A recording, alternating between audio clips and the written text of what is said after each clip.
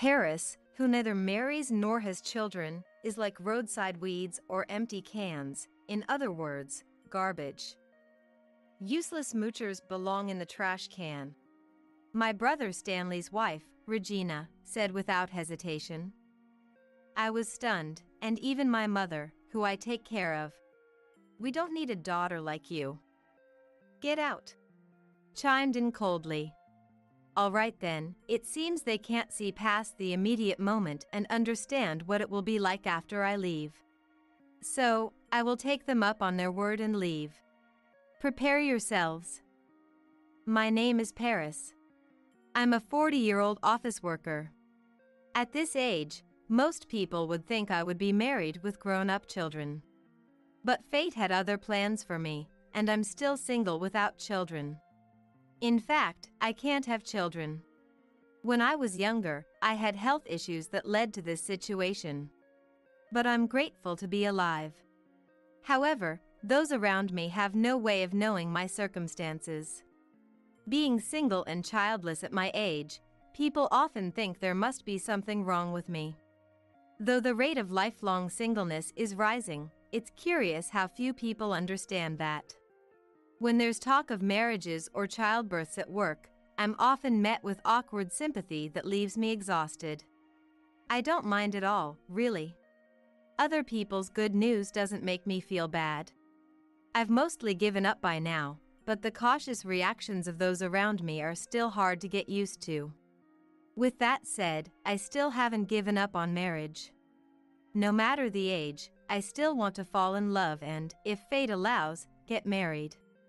Although right now, I enjoy my work more than romance, so the chances of marriage are slim. My job is rewarding and interesting, and I have no intention of quitting. But lately, my private life has been so busy that it's been affecting my work. The reason is that I'm currently caring for my mother. She used to live alone, but after Dad passed away, she fell and hurt her leg. While she can still walk, she needs a cane and help to avoid falling even when going to the bathroom. She can't handle grocery shopping, meals, or cleaning anymore. I have a brother, Stanley, but he's married with children and can't take care of her. So, without other options, I moved back home to care for Mom.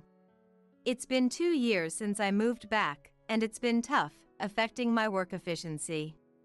I can't work overtime. Normally it's not a big deal, but during busy periods, overtime is essential to finish tasks. I have to rush through unfinished work, race to the grocery store, then dash home to prepare dinner. I help Mom with her bath and meals, clean up after dinner, and then do the laundry and cleaning. Before bed, I massage Mom's feet. Despite my devoted care, Mom says, it's only natural for a daughter. Repay the debt of raising you properly. She doesn't appreciate my efforts. Sure, I owe her for raising me, but a word of thanks would be nice. As a caregiver, that would change my motivation completely. But Mom only thinks it's natural and never thanks me.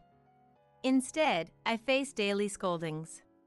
At work, thinking about Mom, I glanced at the clock on the wall, almost time to leave. What should I do for dinner tonight? If I were alone, I could eat out or order pizza. But Mom insists on everything being homemade and refuses to eat out.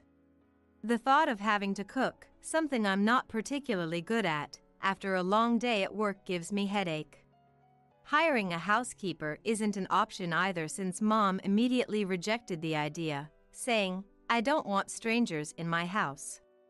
As I pondered tonight's menu, Paris, can I have a word? My boss called out, snapping me out of my thoughts. Yes, what is it?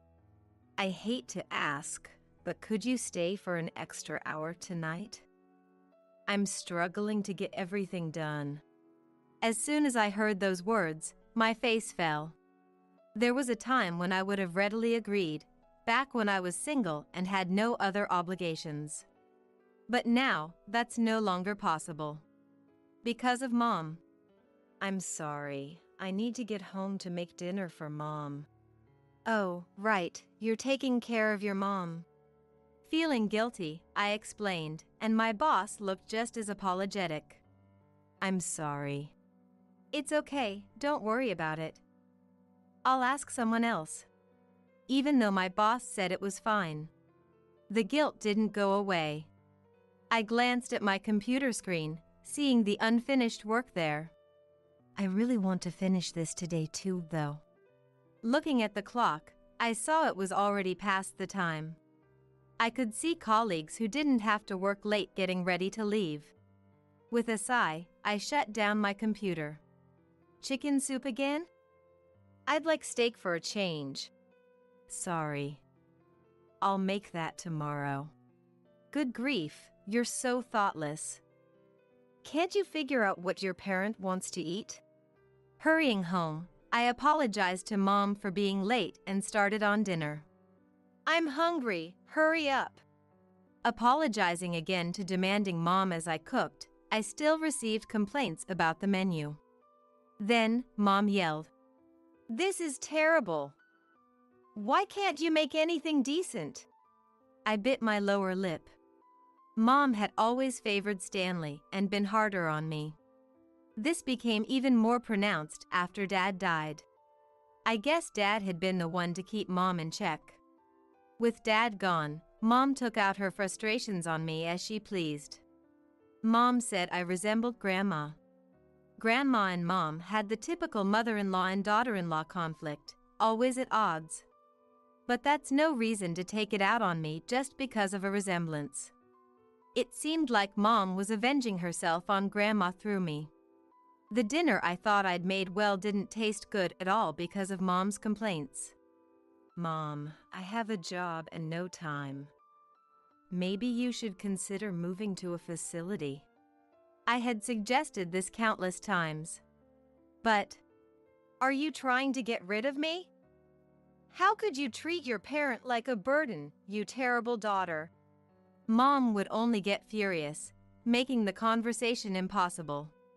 And I can't force her into a facility against her will. If she had dementia or was bedridden, it might be different.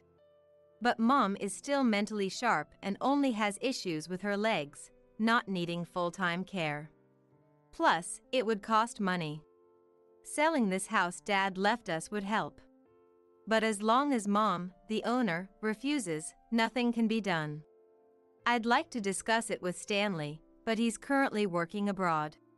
We can communicate, but I don't want to burden him more than he already is. In the end, taking care of Mom falls to me. But as her daughter, I suppose that's just how it is. I've gotten pretty used to just letting Mom's nagging and whims go in one ear and out the other. But that's only when it's just Mom. There's another problem. That problem is Regina.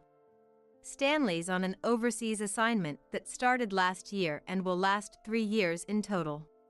Since they have young kids, his wife and their 2 children stayed in the States. Regina, Stanley's wife, is a lot like Mom.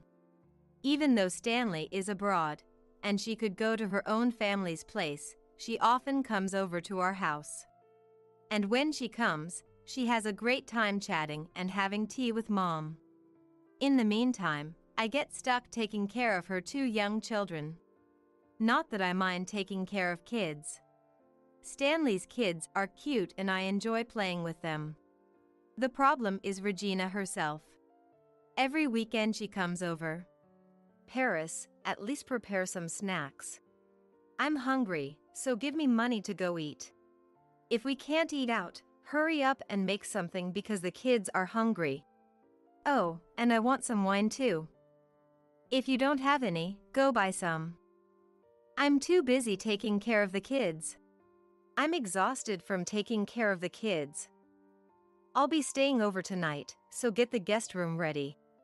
I don't have pajamas. Can you buy some for me? Well, that's how it goes. So, not only am I at Mom's beck and call, but also Regina's. While I'm running around busy, Mom and Regina are cracking open cans of beer in the middle of the day. Of course, it's the beer I bought, and they also have me prepare snacks. Plus, Mom makes me cook homemade meals for them. No matter how tired I am, the demands from those two never stop. And when I think I've got a moment's rest, my nephews come over asking to play.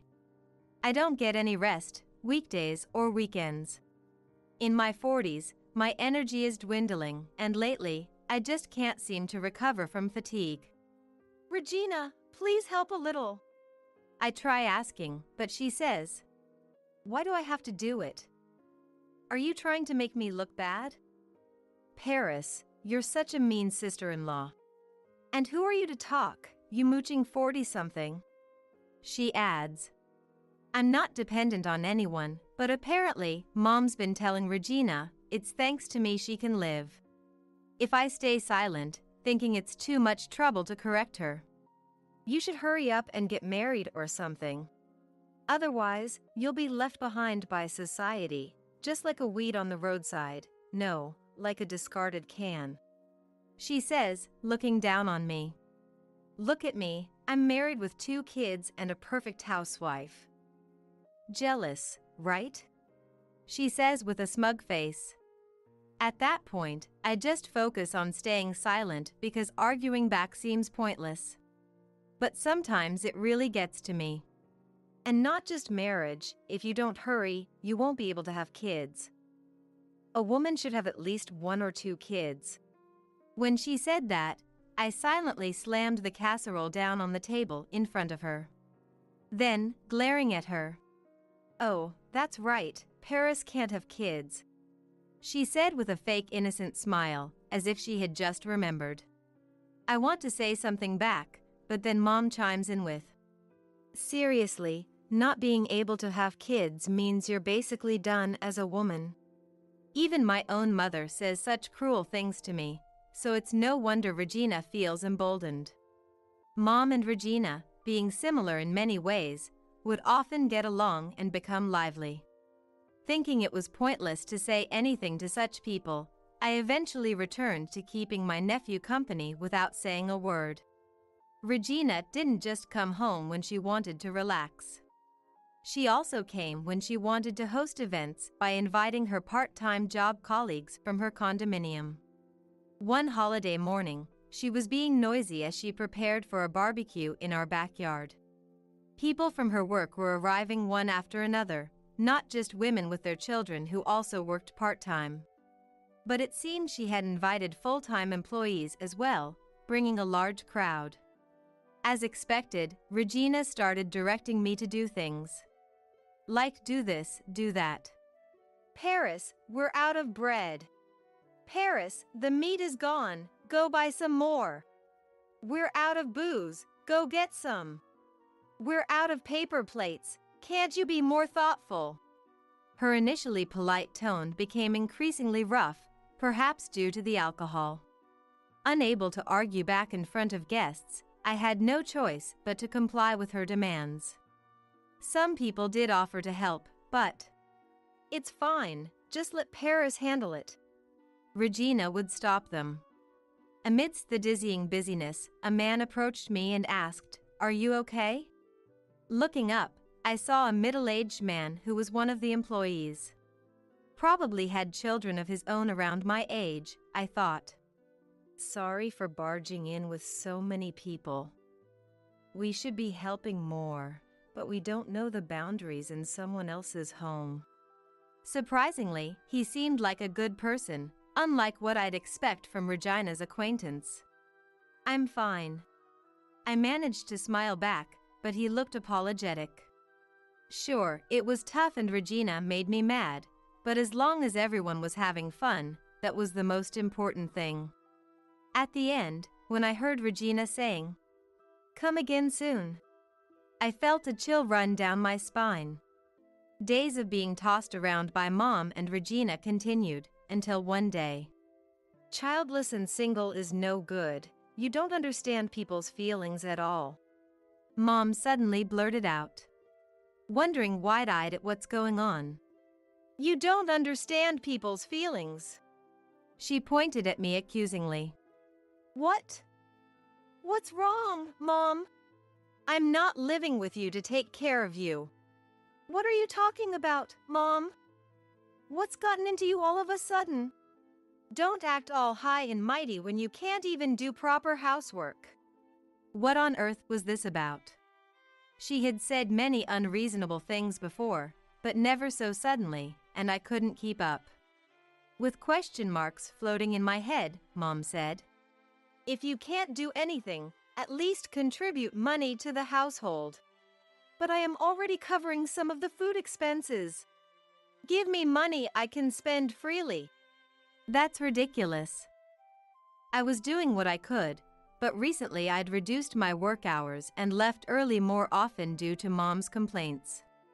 My income had decreased, and now she was demanding pocket money from me? No way. But you have your pension and Dad's inheritance. Shut up. Just give it to me. It was like being extorted by a delinquent. I resolutely refused, but later I was shocked to find that money was being taken from my account. I can't believe it. Even between parent and child, there are lines that shouldn't be crossed. I've reached my limit. I need to discuss this thoroughly with Stanley. Just as I was thinking that with my head in my hands, another sudden declaration was made. Paris, you're moving out of this house. What? Why all of a sudden? It's not sudden, I've told you before. Stop mooching off us. Mooching? What more do you want from me? You're useless if you refuse to contribute to the household. If you don't want to give money, then get out. Are you serious, Mom? I am serious. Mom's eyes were serious. I wondered what had gotten into her, and then someone popped their head in and asked, "Are you done talking?" Regina? It was Stanley's wife. It was unusual for her to come over on a weeknight, but she said she came because her 2 kids were at a friend's house for a sleepover. Paris, I've decided to move into this house. She made this abrupt announcement. What? What do you mean? Can't you understand? Typical moocher with low comprehension. What's with that? Listen, your brother, well, my husband, will not be back for another 2 years. During that time, raising kids alone is tough, so I decided to move in here. What about your parents' house, Regina? My older brother and his family already live there, so it's not possible. But does Stanley agree with this? I don't need my husband's opinion. I decided to move in here. This was agreed upon by Scarlett too. But in that case, only Stanley's room is free. How can 3 people fit in there? What are you talking about? Paris, you're moving out, so there's no problem. Wait, I am supposed to leave? Exactly. Didn't I tell you before? You who neither marries nor has kids is like a weed or an empty can on the roadside. In other words, trash. A useless moocher is to be thrown in the garbage. This is absurd. What kind of nonsense is this? I was dumbfounded and couldn't close my mouth. So, please leave, Regina said with a sweet smile. But if I leave, will Mom be okay? Of course, you will take care of her. What? Naturally. If you don't want that, then send lots of money. You've been a moocher all this time, so you can at least do that, can't you? No, there's no way I can do that. I don't deserve to be called a moocher in the first place. But Mom seemed delighted to live with Regina and her adorable grandchildren. Regina seemed thrilled to move from a cramped condo to a spacious house. This is hopeless. But then I thought, wait a minute. This might not be a bad idea. I had lived alone before. I earn enough to do that again. Besides, if I move out, I won't have to spend time caring for Mom. Mom has been getting a lot healthier lately, going to the grocery store and managing house chores by herself. Wouldn't it be better if Regina were here? As for sending money, well, I'll think about it later. I see only benefits in this. But will the 2 of them realize? The drawbacks if I move out? They probably don't, judging by their carefree smiles. They likely think that if I move out, they can live happily together. They assume I'll do the housework by commuting and take care of mom. They think I will send money, so they won't have financial issues. As if that would work. But I decided to keep quiet for now. First, I need to get out of this situation. I silently watched the two of them. The next day, I hurriedly began preparations for moving out. To keep them distracted and thinking they could still benefit, I gave them some spending money. Then I sent Mom, Regina, and my nephews on a trip, covering the expenses myself. It was quite a cost, but I considered it a necessary investment for the future. While everyone was away, I finished moving. Upon arriving at my new home, I felt a sense of relief wash over me as I began unpacking. Just as I started to relax, the phone rang. It was Mom. As soon as I picked up, she yelled, "Where are you?" in a high-pitched voice. I instinctively pulled the phone away from my ear. "I'm at the new place." "The new place? Where is that? Why did you move out without telling me?" "Well, you were the one who told me to leave." "Yeah, but still." "Fine, if you're out, it's a relief. Now I can have Regina and her family move in. And you better start sending money." Despite paying for her trip, she's already asking for money. Mom only thinks about using me. She hung up abruptly after demanding money. Sudden silence filled the room. I stared blankly for a while. Enough is enough. All right, time to start fresh and live a new life. Living with Mom meant enduring endless days of sacrifice.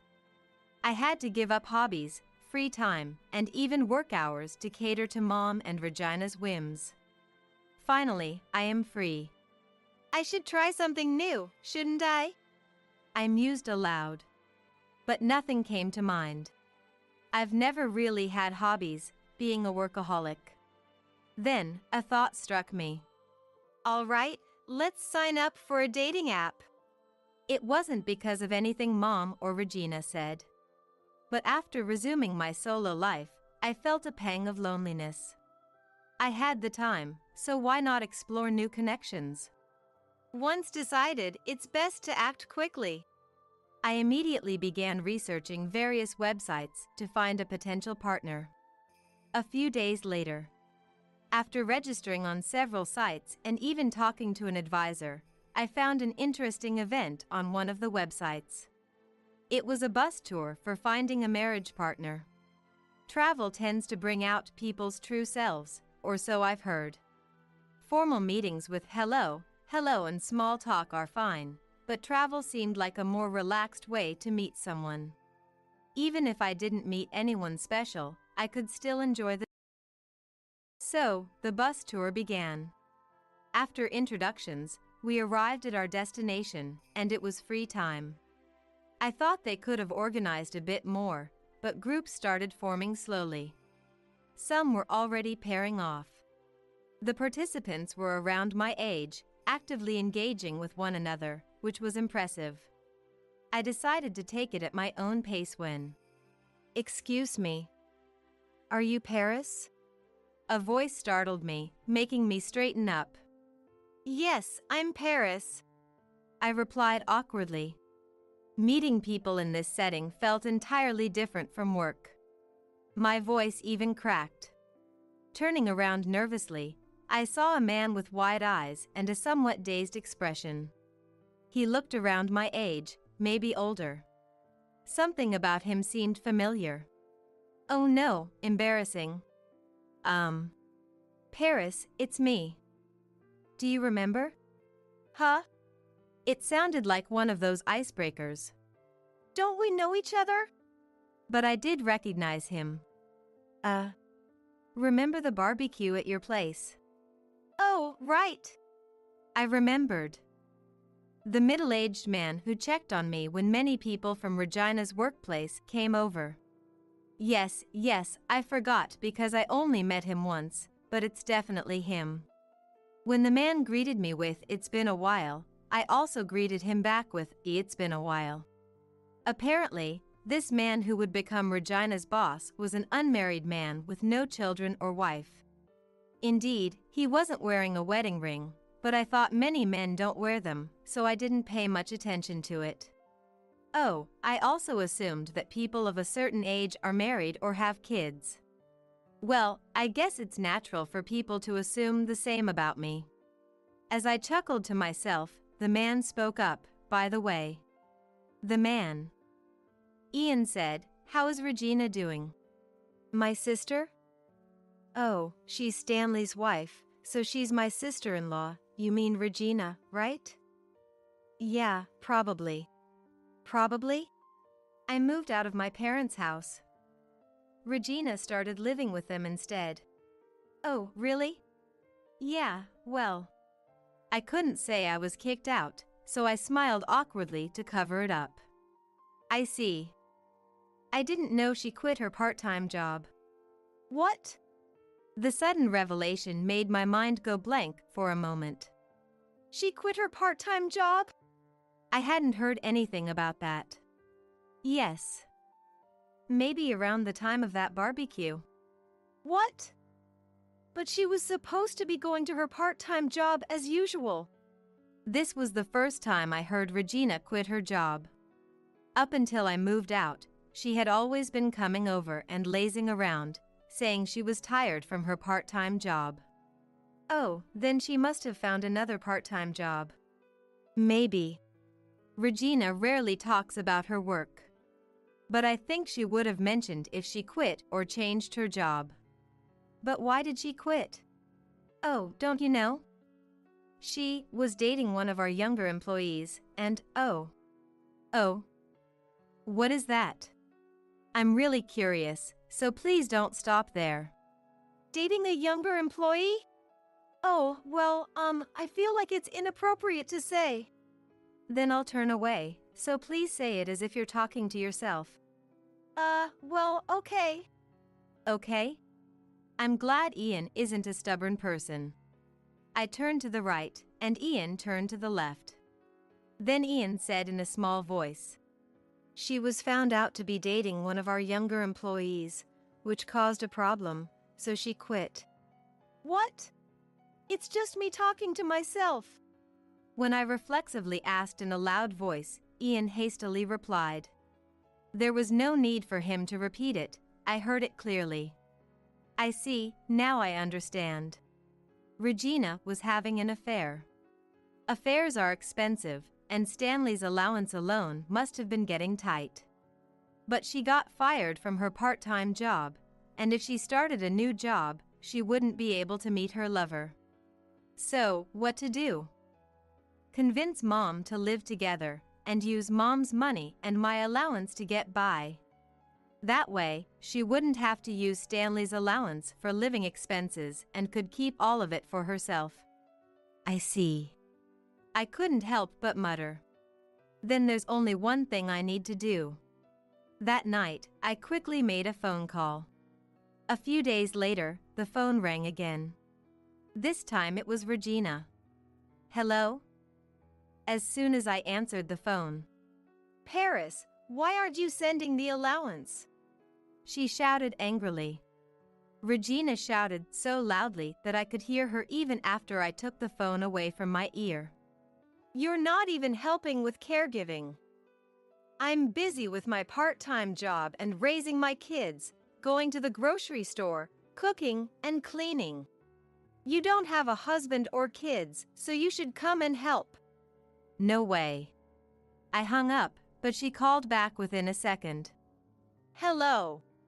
If you can't come, at least send some money. No way. I hung up again. But she didn't give up and called back immediately, so this time I answered without saying anything. It was Mom. Paris, how can you abandon your own mother? You're the one who kicked me out. I told you to leave, but I didn't say you could abandon your responsibilities. Regina is there, isn't she? Regina has kids and a job. You don't have kids, so you should do it. But Regina lost her job and is hanging out with men. That's why she's busy. What? It took Mom a few seconds to process what I said, and then she asked again, a beat later. So I repeated it for her. Regina got close to a young male coworker at her part-time job and got fired. What? Is Regina there with you? Yes, but... Then tell her this. I glanced at the clock on the wall. Tell her what? Stanley is coming over soon, and she should think about what she'll do after the divorce. Divorce? Well, if you cheat on your husband, divorce is inevitable. What? Mom stammered while I could hear Regina in the background saying, What's wrong, Scarlett? Is Paris going to send money? But Mom couldn't say anything. Since she was silent, I hung up. I checked my messages on my smartphone. There was one from Stanley. I'm almost at the house. Thanks for telling me about Regina's affair. I'll discuss Mom's future with her too. Humming, I put down my smartphone. Not long after that, Stanley and Regina got divorced. Regina was entirely at fault.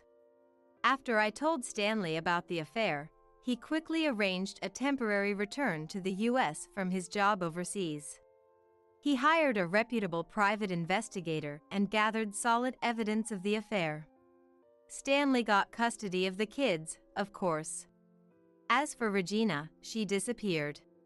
Stanley sought compensation in the divorce trial, but Regina had squandered affairs. Regina turned to her parents for help, but they were furious and disowned her.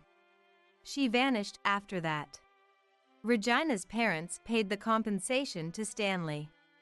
They vowed to track her down and make her repay them. Regina thought she could enjoy her freedom while Stanley was away for work, but she chose the wrong kind of freedom. Mom, who was close to Regina, was in shock. It seems Regina had been sweet-talking Mom and getting money from her pension as an allowance. Regina had convinced Mom.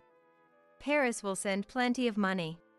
Well, it's Mom's fault for being fooled. Even though Mom aged rapidly due to stress, I have no intention of taking care of her. Mom used and neglected me, so I don't owe her anything anymore. Since Stanley agreed, we sold our childhood home to cover the costs of Mom's admission into a care facility. However, it wasn't enough, and when needed, Stanley and I decided to split the additional costs. Though feeling disheartened, Mom resisted, but when I told her it's okay to be abandoned, she reluctantly accepted. She will have to endure a lonely old age. It's all because you brought this on yourself. I took responsibility for Stanley's children for the time being. Stanley has been negotiating with his company and will be returning home soon. When he returns, Stanley will start living with his kids, and until then, I'm the temporary mom. Compared to taking care of our mom, this is easier, but it's still very challenging.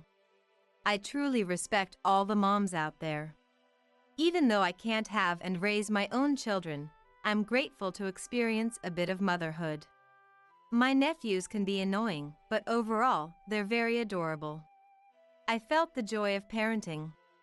The time when Stanley's return neared. Will you go out with me? Ian asked me out. We've actually met a few times since then. I realized we have a lot in common and I genuinely liked him, so I was honestly happy.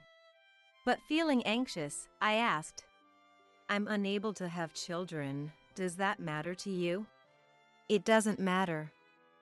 At my age, I don't think I could have kids either. It would be just the two of us, you know? Yes, I want it to be just the two of us. His words warmed my heart. Just the two of us?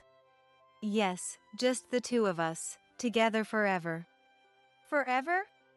Please stay by my side forever. It was almost like a proposal. In that moment, tears started to fall. Crying and laughing at the same time, My answer was clear.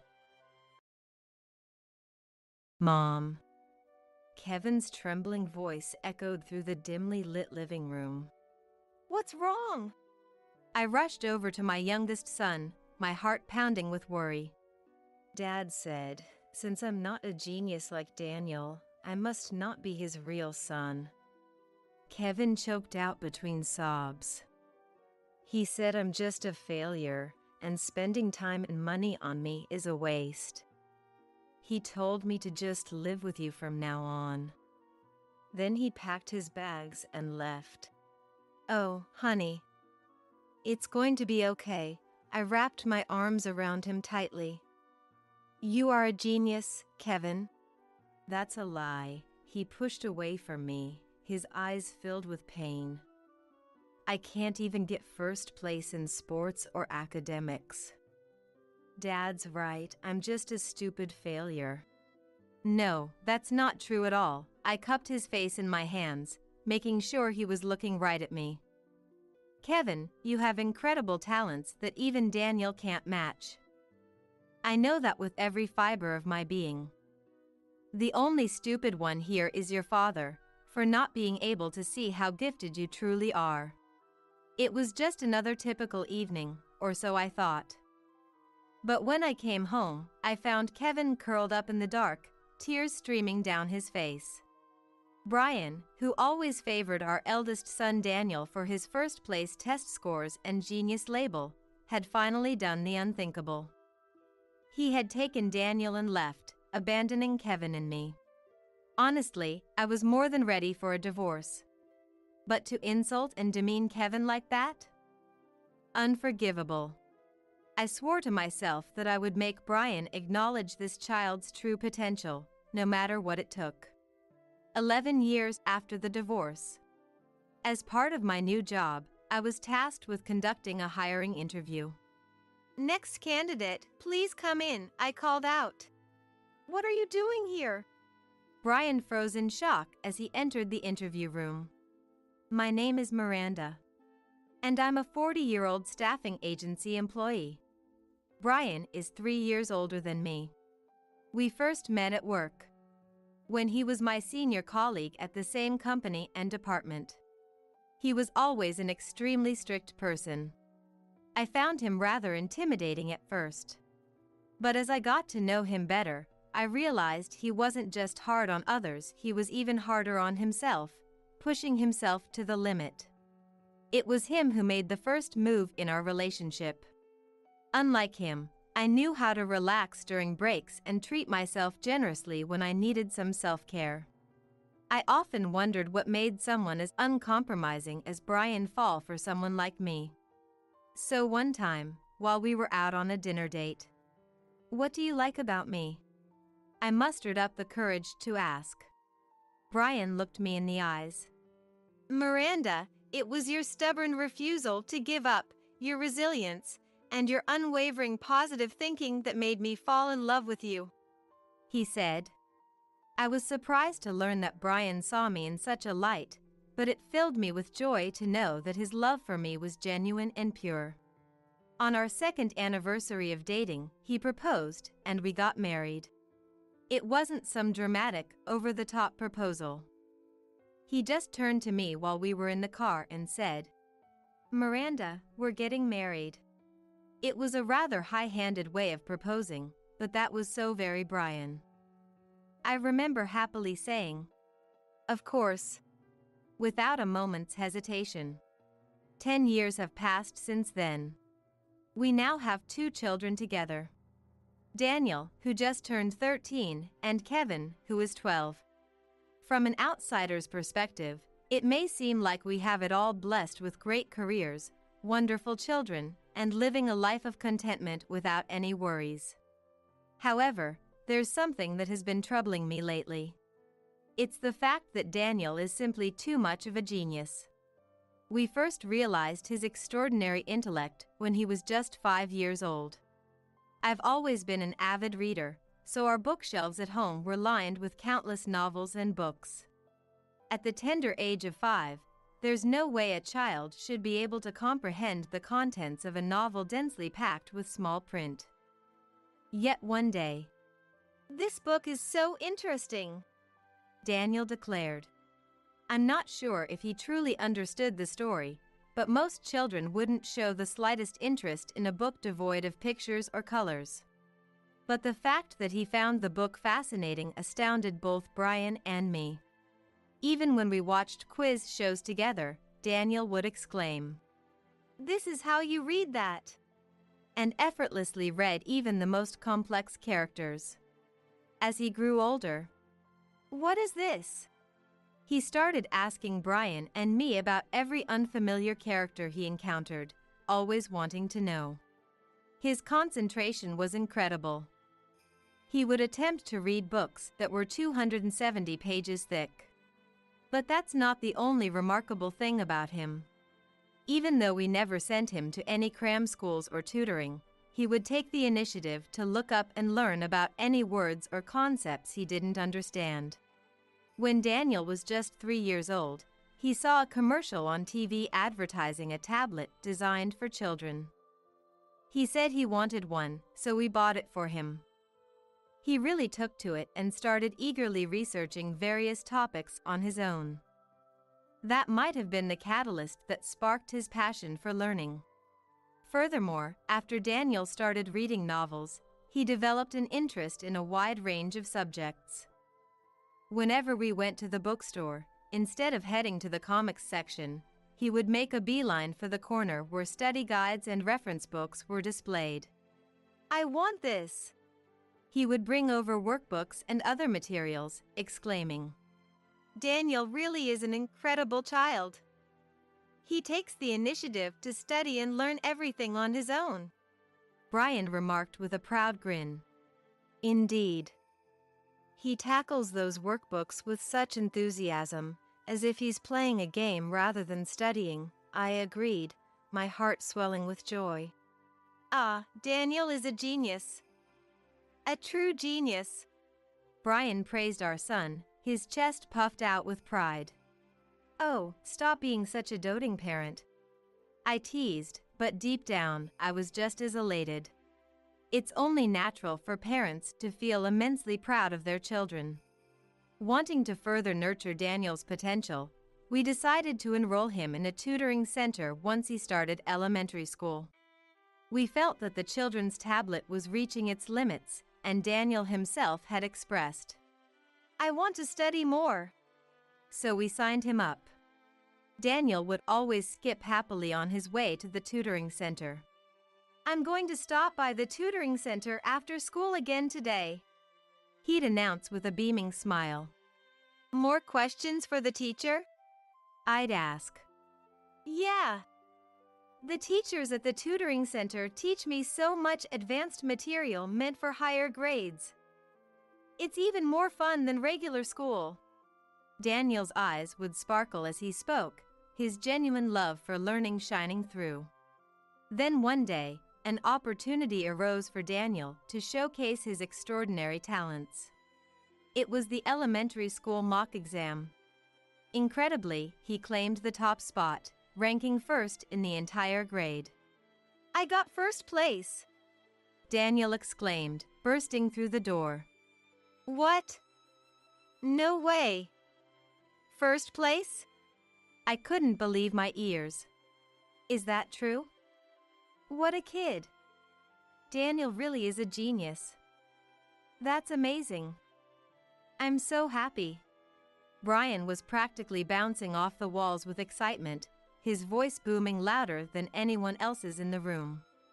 "Yeah, it's true. Look." Daniel spread the results sheet on the table, the words "first place" prominently displayed. Brian and I couldn't stop grinning from ear to ear. From that day forward, Daniel consistently ranked first in nearly all the mock exams throughout his elementary school years. He became known as a genius, a prodigy who garnered attention from his school and the entire neighborhood. "Daniel, you got first place in the last mock exam, right? As a reward, I'll take you anywhere you want to go," Brian announced one day. "Yay! Where should I pick?" Daniel pondered, his eyes wide with anticipation. An amusement park? The arcade? I'm up for anything, Brian offered, ready to indulge our son's every whim. Then, I want to go to an art museum. I recently read a book about Leonardo da Vinci, and it made me really want to see his artwork in person, Daniel declared, his thirst for knowledge and culture shining through. Both Brian and I were taken aback by his request.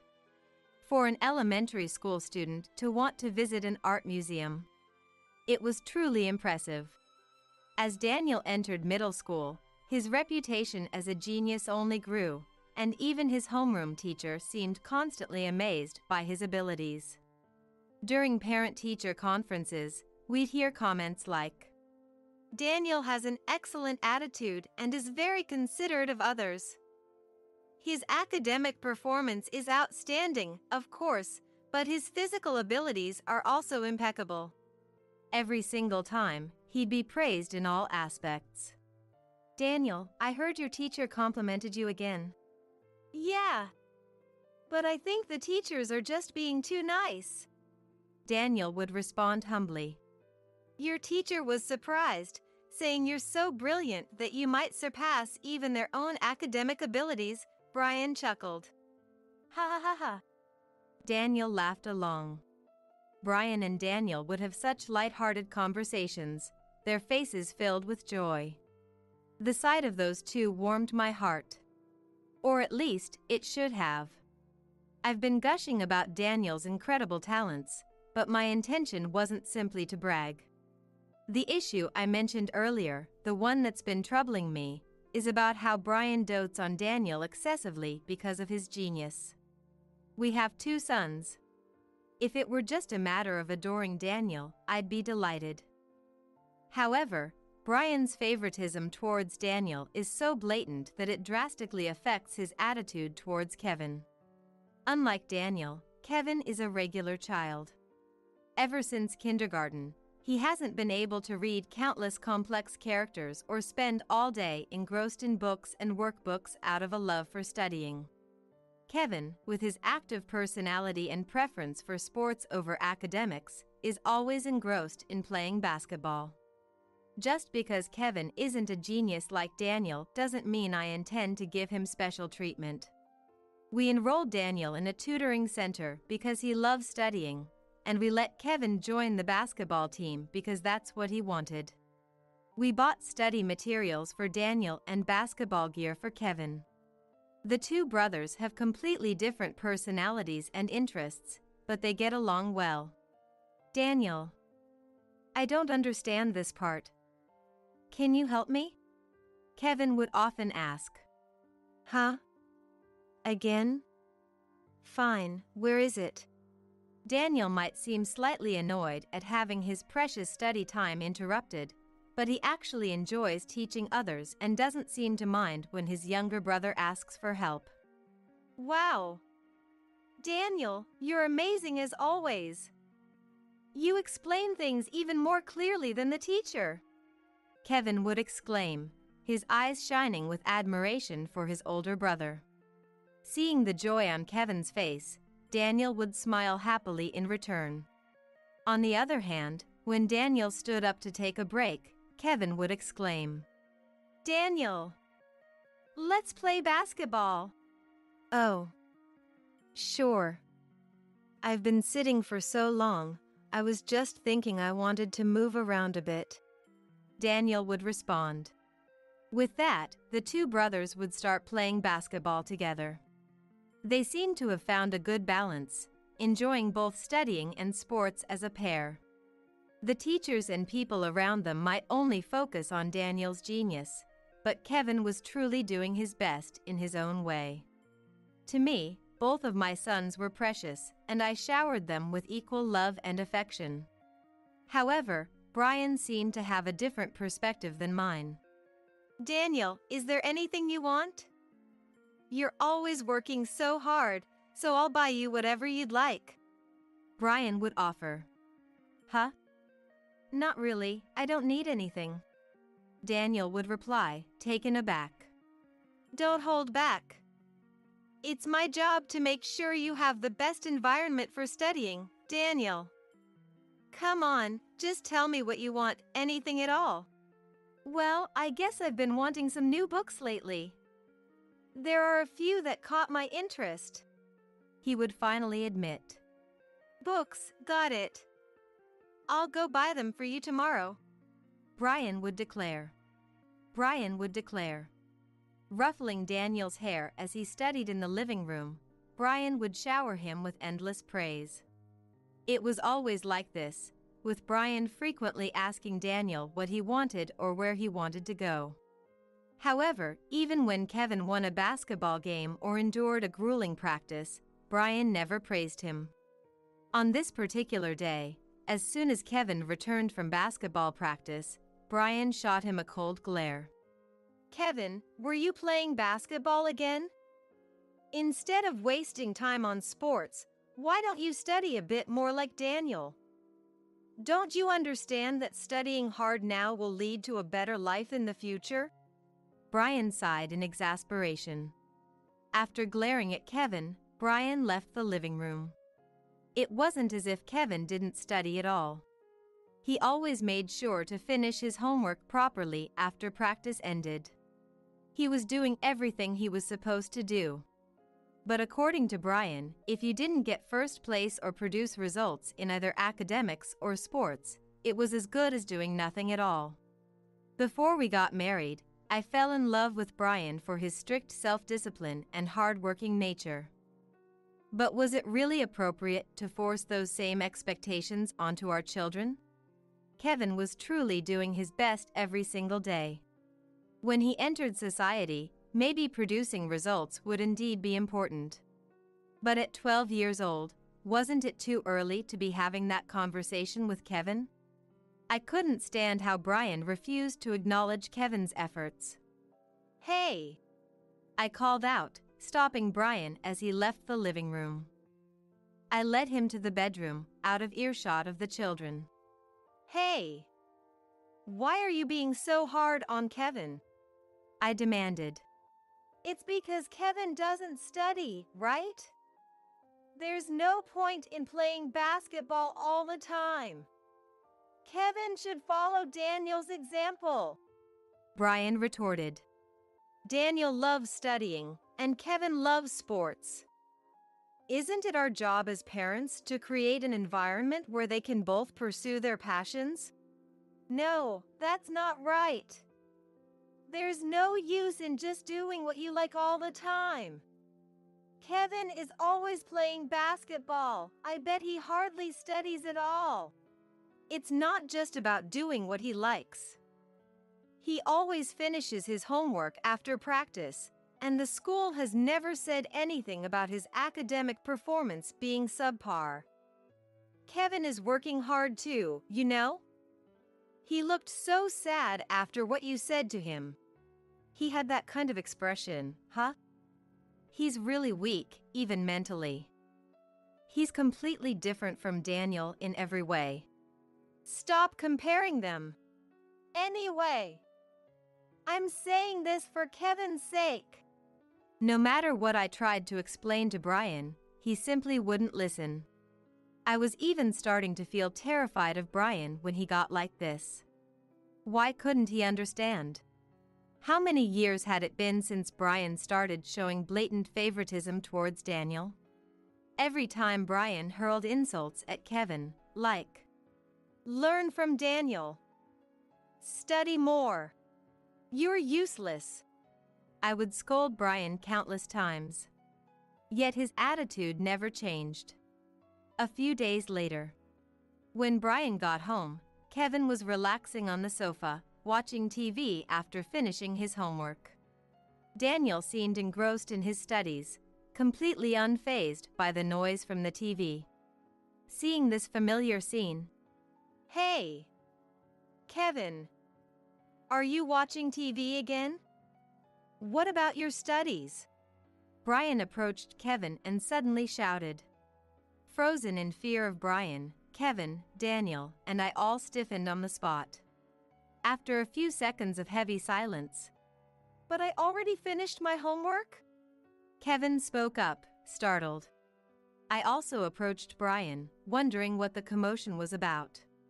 What's with you all of a sudden? Kevin finished his homework properly. What's wrong with him watching some TV? I snapped. Daniel is still studying, isn't he? Why doesn't Kevin study as much as him? And if he watches TV, it'll distract him. Not only does he not study, but he's always getting in his way. Brian's anger showed no signs of abating as he started berating Kevin. Kevin's face grew darker, as if he had done something terrible. Dad, I'm just studying on my own. I like studying.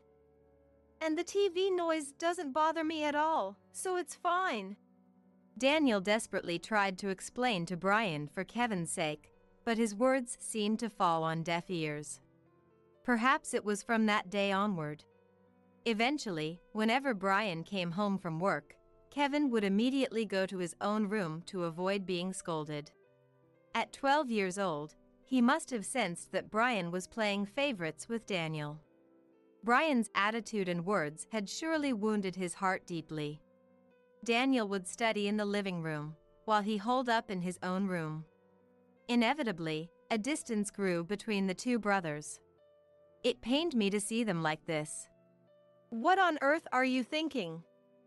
They used to be such close siblings, but because of you, there's now a rift between Daniel and Kevin. Kevin has been really hurt by your attitude and words too. Enough is enough. I finally reached my limit and found myself shouting at Brian. Who cares if there's distance between the brothers? They were never a good match to begin with. Kevin just gets in the way of Daniel's studies. How can you say such a thing? Unable to bear Brian's cruel words any longer, I raised my voice. Don't say anything else that will make Kevin sad. I scolded him as loudly as I could. This is all for their sake. No matter how much I reprimanded him, no matter how much Daniel pleaded, Brian's way of thinking didn't change. It goes without saying that I decided I couldn't let Kevin and Brian interact any further. Fine. I got it. Then please don't involve yourself with Kevin from now on. I see. That might actually be for the best. If I look after Daniel and you look after Kevin, we can raise them without interfering with each other. I felt a chill at the eerie smile on Brian's face. I didn't know what form of parenting we should pursue or what the right approach was, but maybe this was okay for now. If he was going to keep comparing Daniel and Kevin and verbally abusing Kevin, then perhaps it was better if I was the only one looking after Kevin, so he wouldn't get hurt. However, I would soon learn that Brian's idea wasn't as simple as just dividing parenting roles. 1 month later. As I had requested, Brian stopped meddling in Kevin's education altogether. Not only that, but I felt like he was actively avoiding conversations as much as possible. I wasn't happy about it, but Daniel was already mature enough to make his own judgments and study independently, so there likely wouldn't be any issues even if I didn't get involved. After that, Brian stopped saying anything to Kevin, and he started coming down to the living room a little more often. So for now, maybe this arrangement was okay. I tried to convince myself of that. However, one day when I came home from work as usual, I felt that something was slightly off. Daniel's shoes, which should always be there, were missing. And so were Brian's. Maybe Brian just hadn't come home yet? But what about Daniel's shoes? Did he go out to play? With that thought, I hurried towards the living room. Entering the living room, I felt that strange sensation again. There were no signs of a disturbance, but all of Daniel's study materials, which should have been neatly tucked away in the corner of the living room, were completely gone. That wasn't all. Brian's golf set, his hobby, had also vanished from the entryway. Something was wrong. I dashed up to Daniel's room on the second floor, and sure enough, all of Daniel's belongings had been cleaned out. Next, I headed to Kevin's room. There, I found Kevin curled up in a small ball, tears streaming down his face. "Kevin? What's wrong? What happened? Where's Daniel? And Dad? Mom. What's going on?" Even though it was already evening and getting dark, Kevin was huddled in the room without turning on the lights. I rushed over to him in a panic. "Dad said, since I'm not a genius like Daniel, I must not be his real son." Kevin choked out between sobs. "He said I'm just a failure, and spending time and money on me is a waste. He told me to just live with you from now on." Then he packed his bags and left. I couldn't believe it. To say such cruel things to his own son. Brian, who always favored Daniel for his first-place test scores and genius label, had finally done the unthinkable. He had taken Daniel and left, abandoning Kevin and me. Was this the meaning behind Brian's eerie smile? Honestly, I was more than ready for a divorce.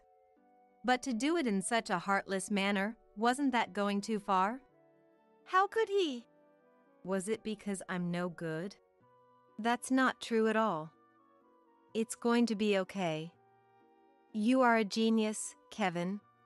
I gently placed my hand on Kevin's shoulder, trying to calm him down.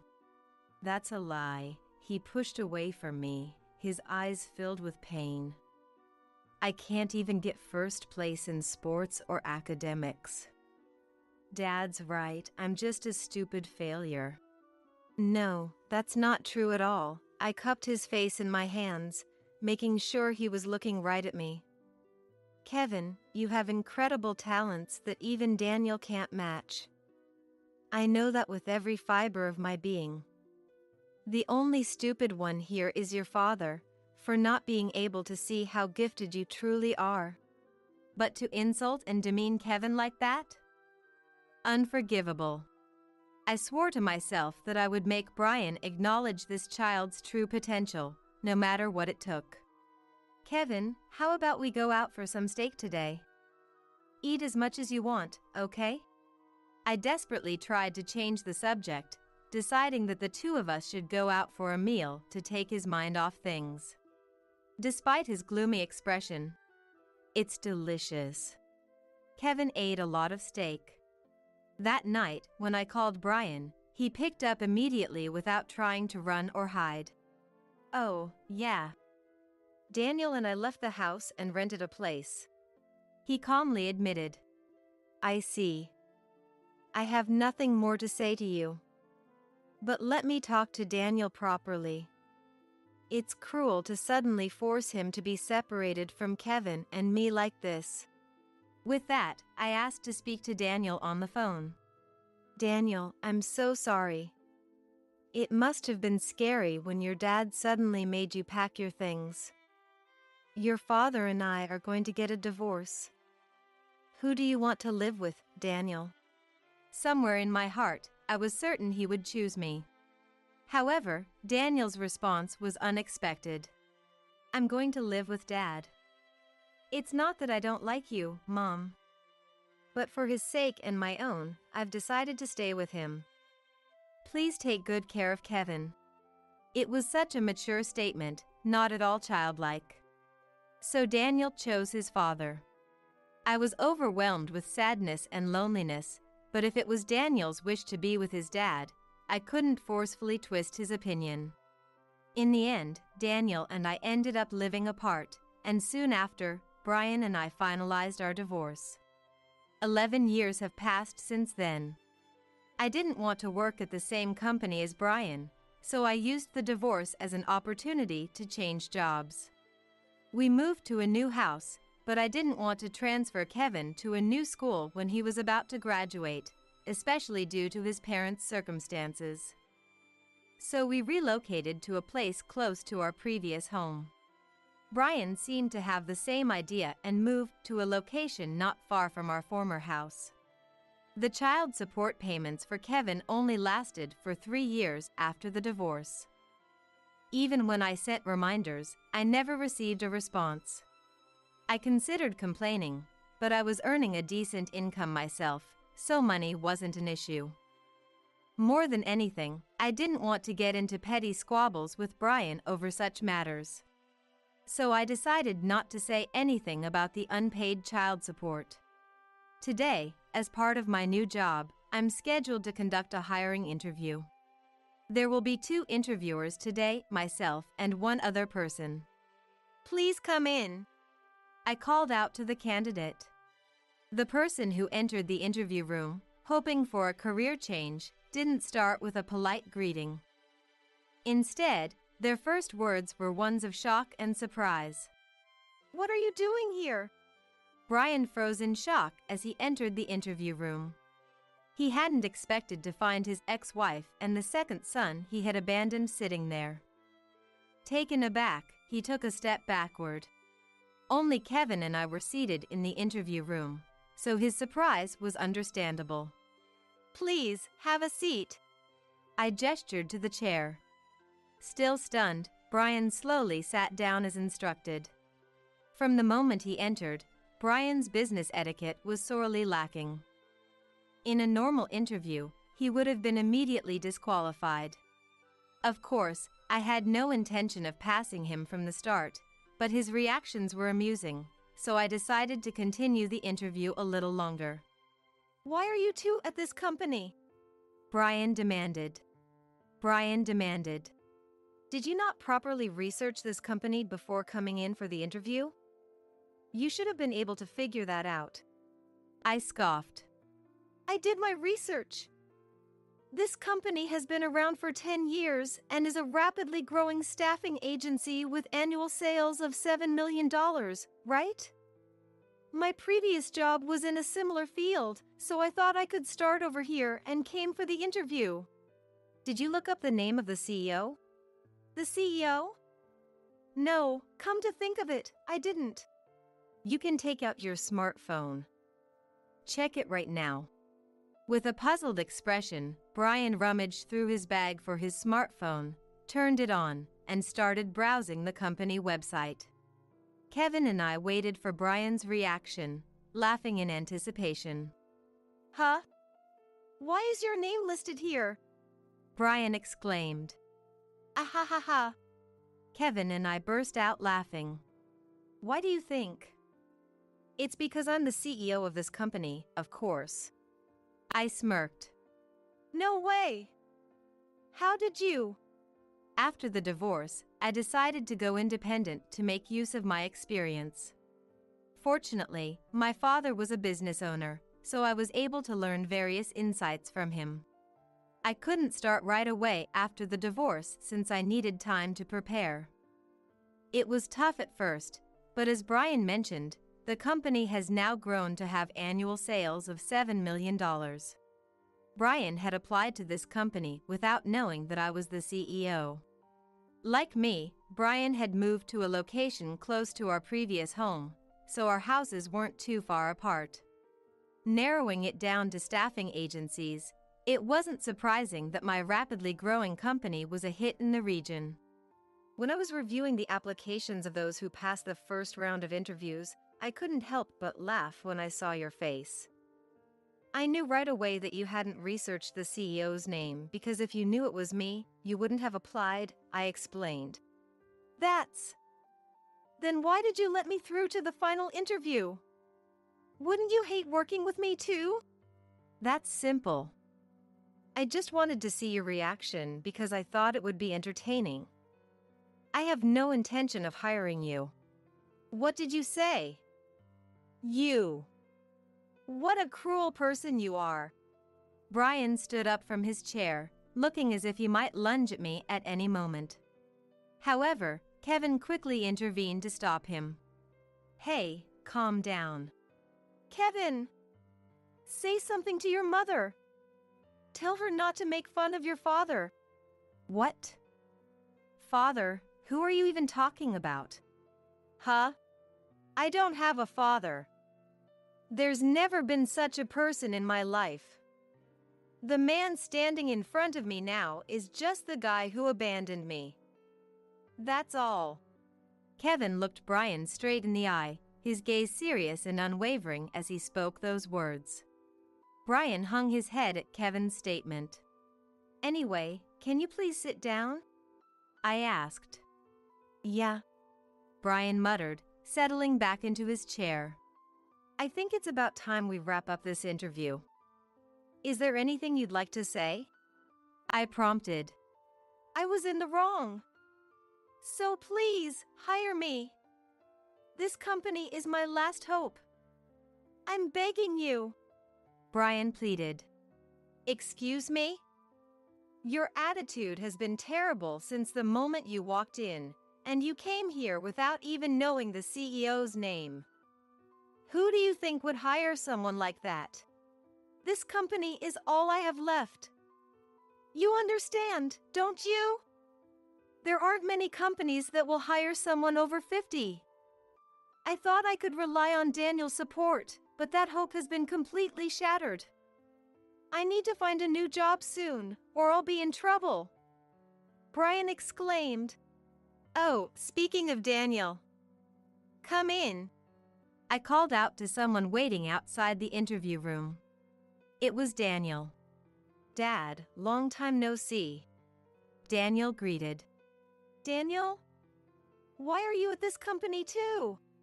Brian was so shocked to see Daniel that he toppled out of his chair. He really had a knack for dramatic reactions, and Daniel, Kevin, and I couldn't hold back our laughter. Ah ha ha ha, you seem as lively as ever. Daniel chuckled. You left home saying you were going to become a teacher, but instead you're at this company without sending me any money? Do you have any idea how much I've invested in you all this time? Brian fumed. When Daniel turned 22 and was about to start his career, he moved out of the house he shared with Brian and began living on his own. Kevin and I frequently kept in touch with Daniel, so we had heard all the details from him about living with Brian. According to Daniel, Brian seemed to think that since Daniel was a genius, he would surely work for a big company and become a CEO, or at least a doctor. Either way, he believed Daniel would become wealthy. However, the path Daniel chose was that of a teacher. He had always enjoyed teaching others. So when Daniel decided to pursue a career in education, I completely understood and was overjoyed for him. But Brian apparently told Daniel, "You can't make much money as a teacher. Quit that idea. Find a more lucrative profession." Fed up with Brian's attitude, Daniel finally left home. It had been 2 years since then, and he had grown distant from him. Daniel was now 24 years old. He was still working as a teacher. When he learned about Brian's interview today, I have some things I want to say to that man too. Daniel had come to our company. I'm grateful to you, Dad. That's why, when you two said you were getting a divorce, I decided to live with you, thinking that if Kevin was by Mom's side, I should be by yours, Daniel explained.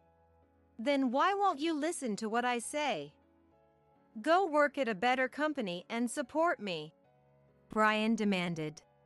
That's exactly the issue. As I grew older, I realized you only saw me as a tool.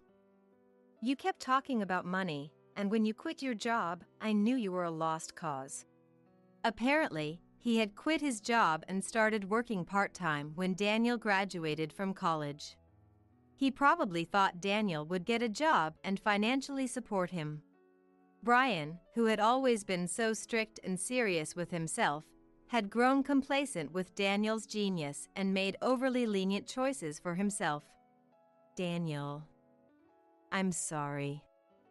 It's not too late. Come back home, Brian pleaded. No way. I'm going to continue being a teacher, and living with you is the last thing I want to do. Daniel refused. Then Kevin, you'll do. You work at this company, right? Do something for me. Brian turned to Kevin. I had been silently listening to Brian's statements up until now, but I couldn't stay quiet any longer. Treating Daniel like a tool and saying Kevin would do if Daniel couldn't? Unforgivable. You really haven't changed at all, have you? You still can't see his talents. I snapped. Kevin's talents? He played basketball for so long but never made it to the pros, right? And in the end, he only got into this company because of you. I knew it. Kevin has no talent. Brian declared confidently. You're wrong. His talent lies in his exceptional character and his deep sense of empathy. Kevin never forgets a person he's met once or the conversations he's had with them.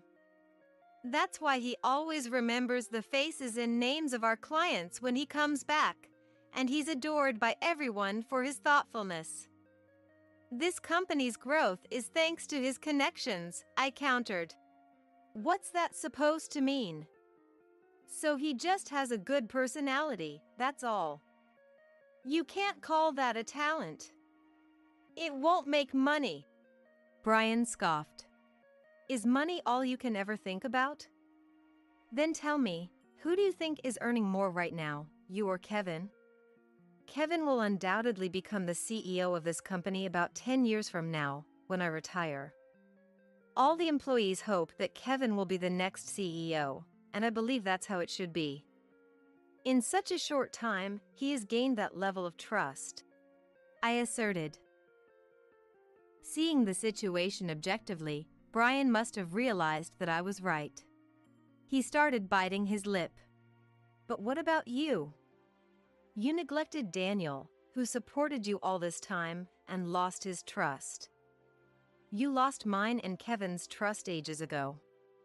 And to top it all off, you quit your job and are working part-time in your 50s? What makes you think you have the right to complain about anyone? I questioned harshly. Brian couldn't say anything in return. Still sprawled on the floor where he had fallen from his chair, he couldn't even stand up from sheer despair. If you understand, then leave. I'm sorry. Please escort this man out. I instructed. At my words, other staff members from the hallway lifted Brian up and dragged him out of the company. As he was being carried away, Brian looked like a lifeless doll, his arms and legs dangling limply. The staff seemed to be struggling quite a bit to haul out a man so utterly drained of energy. I felt truly sorry for them. 10 years later. As for Brian, of course, he was rejected by my company after that incident. He continued his job search afterward, but couldn't find anything suitable. I heard he's now working at a gas station. Kevin took over as CEO, just as promised. I'm still supporting the company as the chairwoman. Daniel's genius had overshadowed Kevin's talents, but Kevin is also intelligent and hardworking. He works by leveraging his natural cheerfulness, quick wit, and deep sense of empathy. The company's growth shows no signs of slowing down. My sons and I are still giving our all, chasing our dreams. Seeing my granddaughter Mary not touching her hamburger, the server approached us with a stern tone. You need to eat what you've ordered, or it'll be a problem. Would you normally say that to a customer? Arguing seemed futile, so I responded humbly. I'm sorry. I think she's just waiting for mine to arrive. After my apologetic reply, the server walked away, looking dissatisfied. What a rude attitude. Trying to lighten the mood, I turned to Mary. Let's eat, shall we? But Mary remained downcast. What's wrong? Something seemed off. Then, the same server came back to our table, carrying something. Here's the toy that comes with the kids' meal. She slammed the toy onto the table. Looking up at the server, I saw her smirking at Mary. It was a chilling sight. Mary must have felt something was wrong too. "I don't want this." She threw the toy on the table to the floor. She's never usually so rough. Now. We shouldn't throw things." As I tried to calm Mary and pick up the toy she had thrown.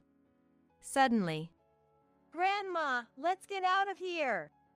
Mary grabbed my arm as I was reaching for the toy and shouted. Looking at the discarded toy, I noticed a piece of paper with something written on it. "Grandma! No!" Ignoring Mary's plea, I looked at the folded paper and felt a chill. It was a Saturday. I was on my way to my son Jim's house. It was a warm day, hinting that spring was near. Then, "Mom, thanks for today as well." As soon as I arrived, Jim and his wife Kate left the house together for their once or twice a month Saturday work. "Grandma, what's for lunch today?" After seeing her parents off, Mary came to me with a lovely smile. "How about we go out to eat today?" Mary was delighted with my suggestion. "My name is Ellie. I am 63 years old this year. When my son and his wife are busy, I come to look after Mary like this. Having lost my husband early and spent a lot of time alone, the time spent with my granddaughter was nothing short of happiness for me. My son Jim has always tried hard not to be a burden on me. Even though there's no need for him to worry about me, he's been working ever since he graduated from high school. Thinking back, his first job was terrible. It was then I truly understood what a black company was, even as a parent. He would leave for work early in the morning and return home around the time the date changed. You could visibly see him getting thinner, even though he was quite well built, as he continued with that lifestyle. Seeing my son Jim become increasingly distressed, I somehow managed to convince him, and finally, he decided to quit that job. It had been 3 years since he started working there. Though there seemed to be some issues with the company upon leaving, I felt relieved once he was free from that place. "I'm going to be unemployed for a while."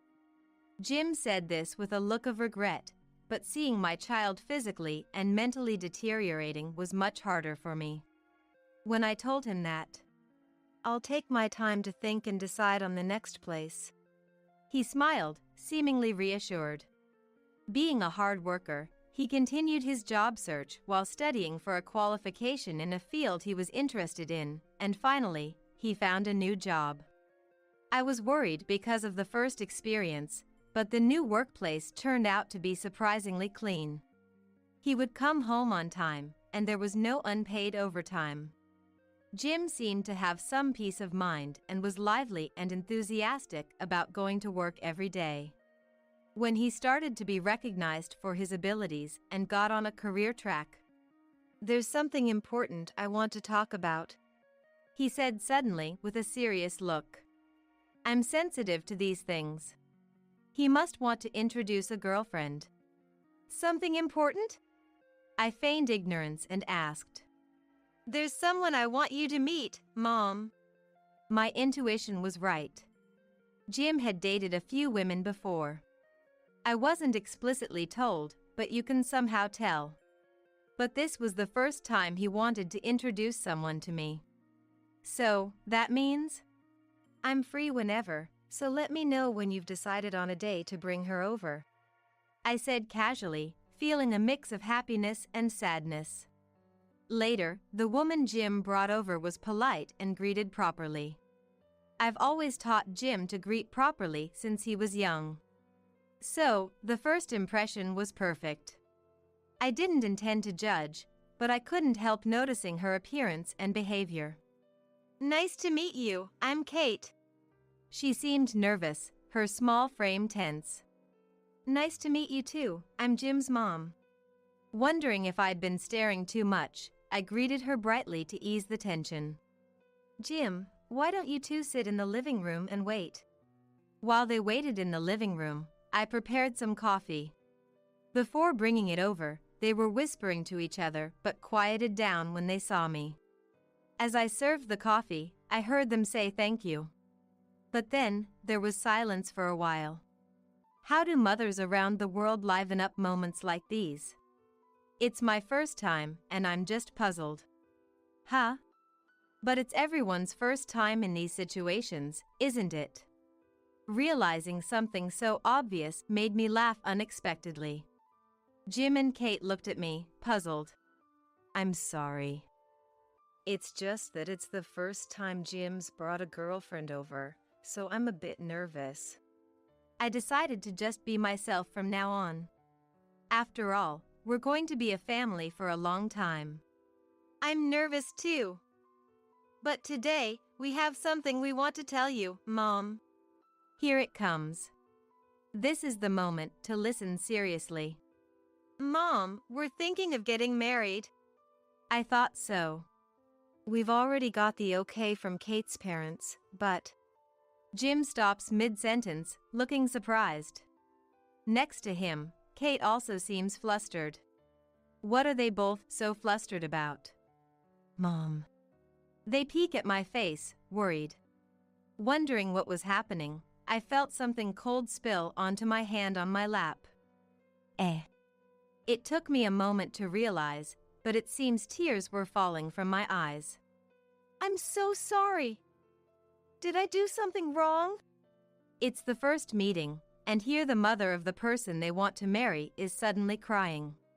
Kate's panicked reaction is now a funny story, but at that moment, she must have been really anxious. Oh, why is this happening? I'm not even sure myself. Saying that, I laughed through my tears. I had no intention of opposing Jim's marriage.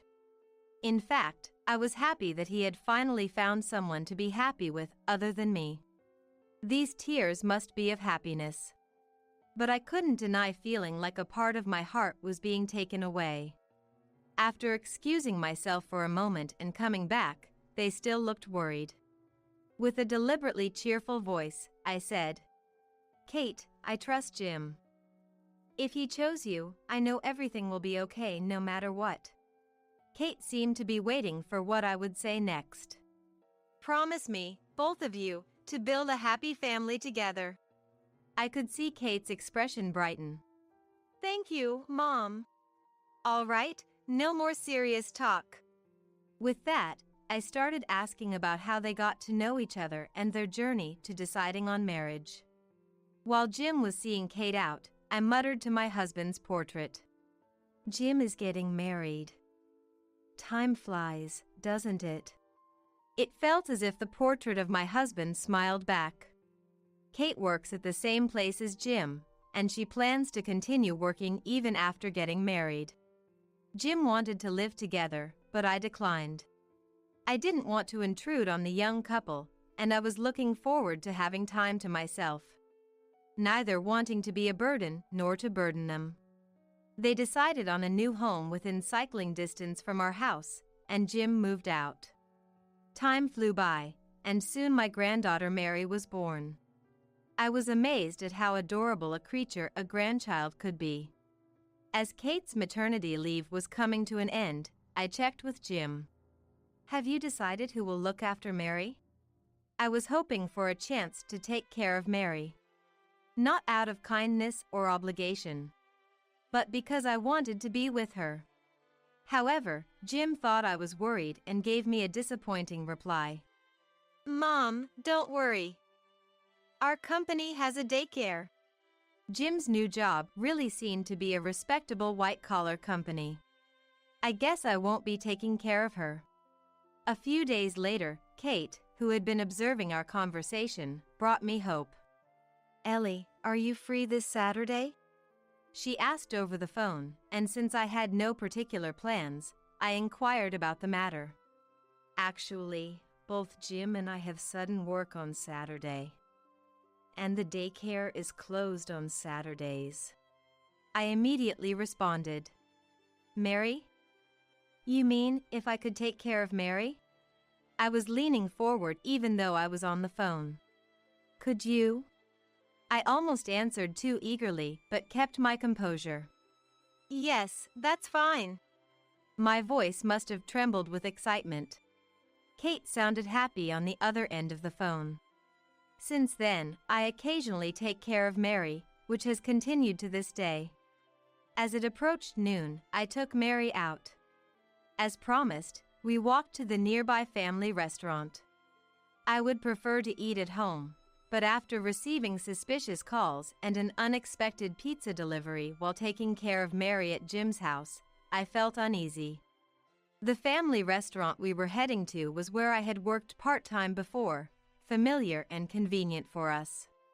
Upon arrival, the staff guided us to the usual spacious sofa seat. It was Saturday lunchtime, but it wasn't too crowded. "Mary, what would you like to eat today?" I handed her the menu while sitting next to her. "I want the kids' menu." Mary opened the menu to the kids' menu page. "I'll have this." She pointed to her usual choice, a hamburger. Mary really loves hamburgers, doesn't she? Seeing Mary's smiling face, I chose my own meal. Although spring was near, the days were still a bit chilly. I decided on the seasonal pot au feu. After placing our order via the touch panel, we went to the drink bar. Mary chose orange juice, and I filled a cup with coffee, then we returned to our seats. "Did Grandma know I like hamburgers?" "Of course." It was a casual conversation, but my face was smiling the whole time. "Right, Mary. Go to the bathroom before we eat." Mary often wants to go to the bathroom during meals, so I encouraged her to go ahead. "Okay." With a lively response, Mary headed to the bathroom. Her steps seemed lighter, perhaps excited for the hamburger. Her retreating figure was endearing to me. When Mary returned, the hamburger was served. But she didn't start eating. Maybe she was waiting for my meal to arrive. "Mary, you can start eating." I encouraged, but Mary looked at me puzzled. That's when the server brought my pot au feu. Noticing Mary hadn't touched her burger, the server spoke in a stern tone. "You need to eat what you've ordered." Would you normally say that to a customer? Surprised, I thought about the food waste issue and wondered if staff were instructed to say this. Arguing seemed pointless, so I responded humbly. "I'm sorry. She's just waiting for mine. We'll make sure it's eaten." The server left with a look of dissatisfaction. She was strikingly beautiful but had such a poor attitude. Shaking off my astonishment, I encouraged Mary. "Let's eat." However, Mary remained downcast and didn't touch her hamburger. "What's wrong, Mary?" Something seemed off. Then the same server approached with something in hand. "Here's the toy that comes with the kids' meal," she said bluntly, placing the toy on the table. Something was wrong. I boldly looked at the server, who was smirking at Mary. It wasn't a kind smile, but something creepy, as if plotting. Feeling a chill, Mary must have sensed something too. "I don't want this." She threw the toy on the floor. Something she'd never normally do. Under different circumstances, I would scold her, but this was different. Aware of other customers, I tried to calm her. Now. We shouldn't throw things." As I tried to calm Mary and pick up the toy she had thrown. Suddenly, "Grandma, let's get out of here!" Mary grabbed my arm as I was reaching for the toy and shouted. "What are you talking about?" I noticed something had come out of the discarded toy. Like a piece of paper. "Grandma, no!" Ignoring Mary's plea, I looked at the folded paper and was horrified. It was covered in what looked like a spell. "What is this?" I remembered the suspicious calls at Jim's house, with a voice chanting a spell as soon as I answered. Could there be a connection? Noticing something was wrong, the manager came out from the back. "Is there something wrong?" he asked, offering a hand as I crouched. He seemed to notice the paper in my hand. "What is this?" The manager looked disgusted. Standing up, I explained the situation. The unpleasant server just glared at Mary, silent. "I'm very sorry." The manager apologized, but the woman wouldn't take her eyes off Mary. I feared for Mary's safety and hugged her close, addressing the woman. "Even though the manager has apologized, don't you have anything to say?" I had tried not to upset her, but it seems I reached my limit too. My tone became a bit harsh. Perhaps triggered by my tone, the woman suddenly shouted, "If it weren't for this brat." She lunged at Mary. Instinctively, I shielded Mary, and the woman scratched me, yelling, "Move! Let go!" The manager tried to stop her, but he couldn't restrain her alone. Hearing the commotion, several male staff members subdued her, and someone had called the police. Mary started crying out of fear. "I'm sorry, Mary," I said, holding my scratched area and comforting her trembling body. Before the situation escalated further, Mary and I were taken to the restaurant's office. The woman was there too. "Emma, why did you do that?" The manager asked her, but she remained silent. "I'm really sorry." The store manager apologized to us again. As I was pondering over the situation, the police arrived. "Emma, 33 years old." I overheard her name during the separate questioning.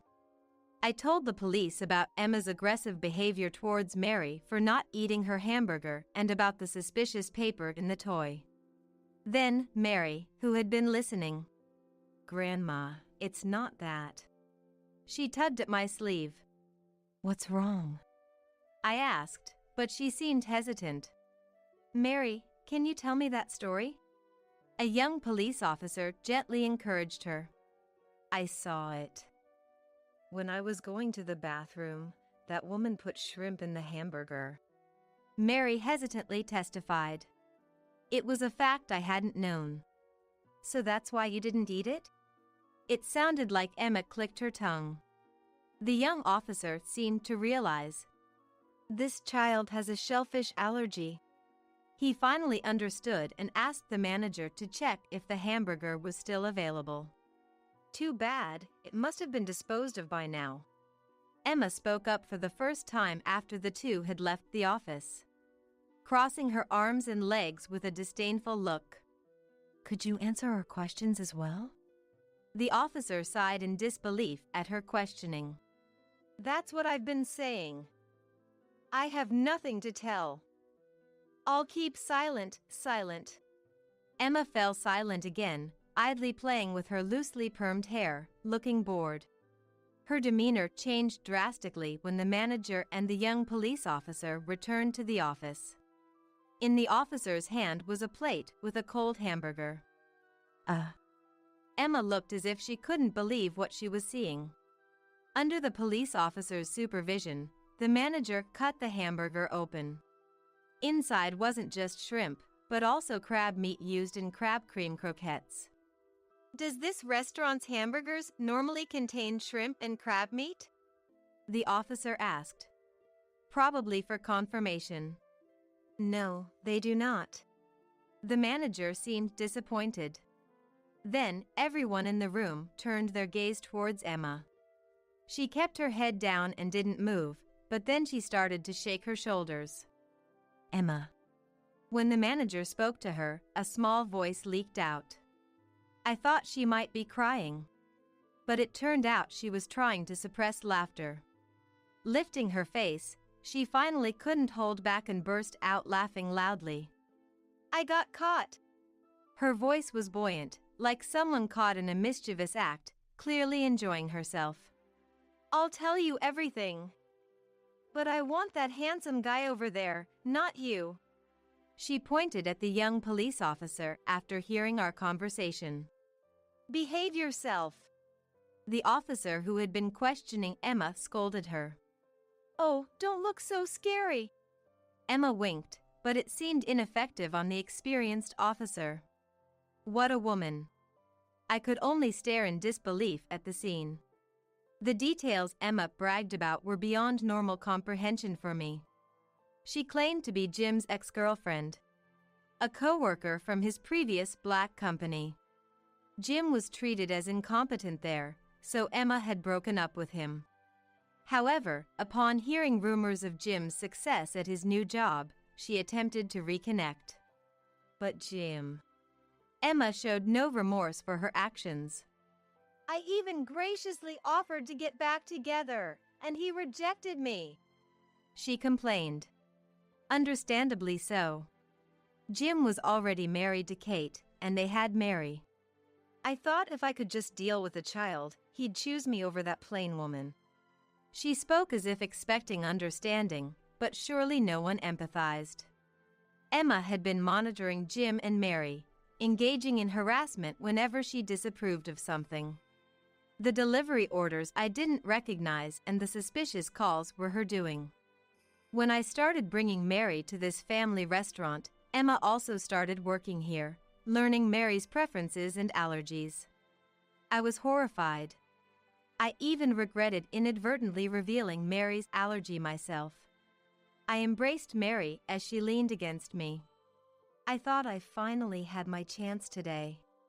After confessing everything, Emma sighed with disappointment. When her story ended, the police officer took her away from the office. As she left, she glared at Mary and laughed creepily, which made me tighten my embrace. After apologizing to the restaurant staff for the inconvenience and thanking the person who saved the hamburger from being disposed of, Mary and I went back to Jim's house. We waited for Kate and Jim to come home and then told them about the day's events. That woman, she did what? Jim clenched his fist, trembling with anger, but Kate gently enveloped his hand. I had heard about her, but what a terrible woman. Kate knew of her from Jim's stories. If only I had rejected her more firmly. No, it's not your fault. I should have been more careful, too. Leaving everything to Ellie and even making her scared. Both Jim and Kate blamed themselves. I felt the same. Had I adequately protected Mary while she was in my care? In the heavy silence, Kate finally spoke. At least Mary is safe. That's all that matters. To ensure such an incident wouldn't repeat, we discussed and decided that Jim's family would move. Emma was sentenced to a severe prison term for attempting to harm a child. Unsatisfied with the verdict, she became frenzied and violent in court, looking possessed. Watching her from the gallery, Kate and I decided to remodel our home to protect Mary from that demon again. Emma continued to chant spells in prison, deemed insane, and was eventually transferred to a psychiatric ward. I was certain she wouldn't leave there. Watching her frenzied state confirmed my belief. But still, we needed reassurance. Jim's family moved into a home equipped with security cameras, alarms, and immediate security response. Kate switched to part-time work for more flexibility and spent more time with Mary. We were determined never to let Mary be scared again. We likely still share that sentiment. Grandma, why do you look scared? 5 years later, Mary, soon to be a 5th grader, peered into my face. Oh? Did I look scared? I diverted the topic. Let's get ready. Aren't we going out to eat? And also called out to Kate and Mary's sister, Lucy. It was Saturday. Basking in the warm spring sunshine, we started walking. Mary held Lucy's hand as they walked ahead, while Kate and I followed, watching their backs. Wait, are you trying to use the bathroom? Dirty old people are banned from using it. We use that toilet too, you know. If you guys use it, our brand new toilet will get dirty immediately, won't it? Sorry, but you'll have to make do with peeing in the bushes outside. Oh, and don't do it in the garden, okay? If you dirty our precious home even a little, I'll never forgive you. Both we were taken aback by Emily and Wilson's words. A bathroom ban? That's just unthinkable. No matter how much they dislike us, such behavior is inexcusable. We have endured harsh words from our son and his wife before. As we're the kind of people who dislike fights, we've always quietly accepted their treatment. But now, we've reached our limit. We need to make it clear what happens when they make enemies of us. I started plotting a scenario for revenge. I'm sure this plan will work. My name is Sarah, a 62-year-old homemaker. I live with my husband. I met Johnson, my husband, at the company where we used to work. After Johnson's persistent pursuit, we started dating and smoothly transitioned into marriage. I was blessed with a son with Johnson. A lively boy. We named him Wilson and raised him with care. Wilson grew up healthily and eventually found a job. He married a woman named Emily and built a family. I remember the feeling genuinely happy when he first introduced Emily to us. But that happiness didn't last long. Everything went awry when I realized why she had married him. After marriage, they lived with us. One day, Wilson and Johnson were out, and only Emily and I were at home.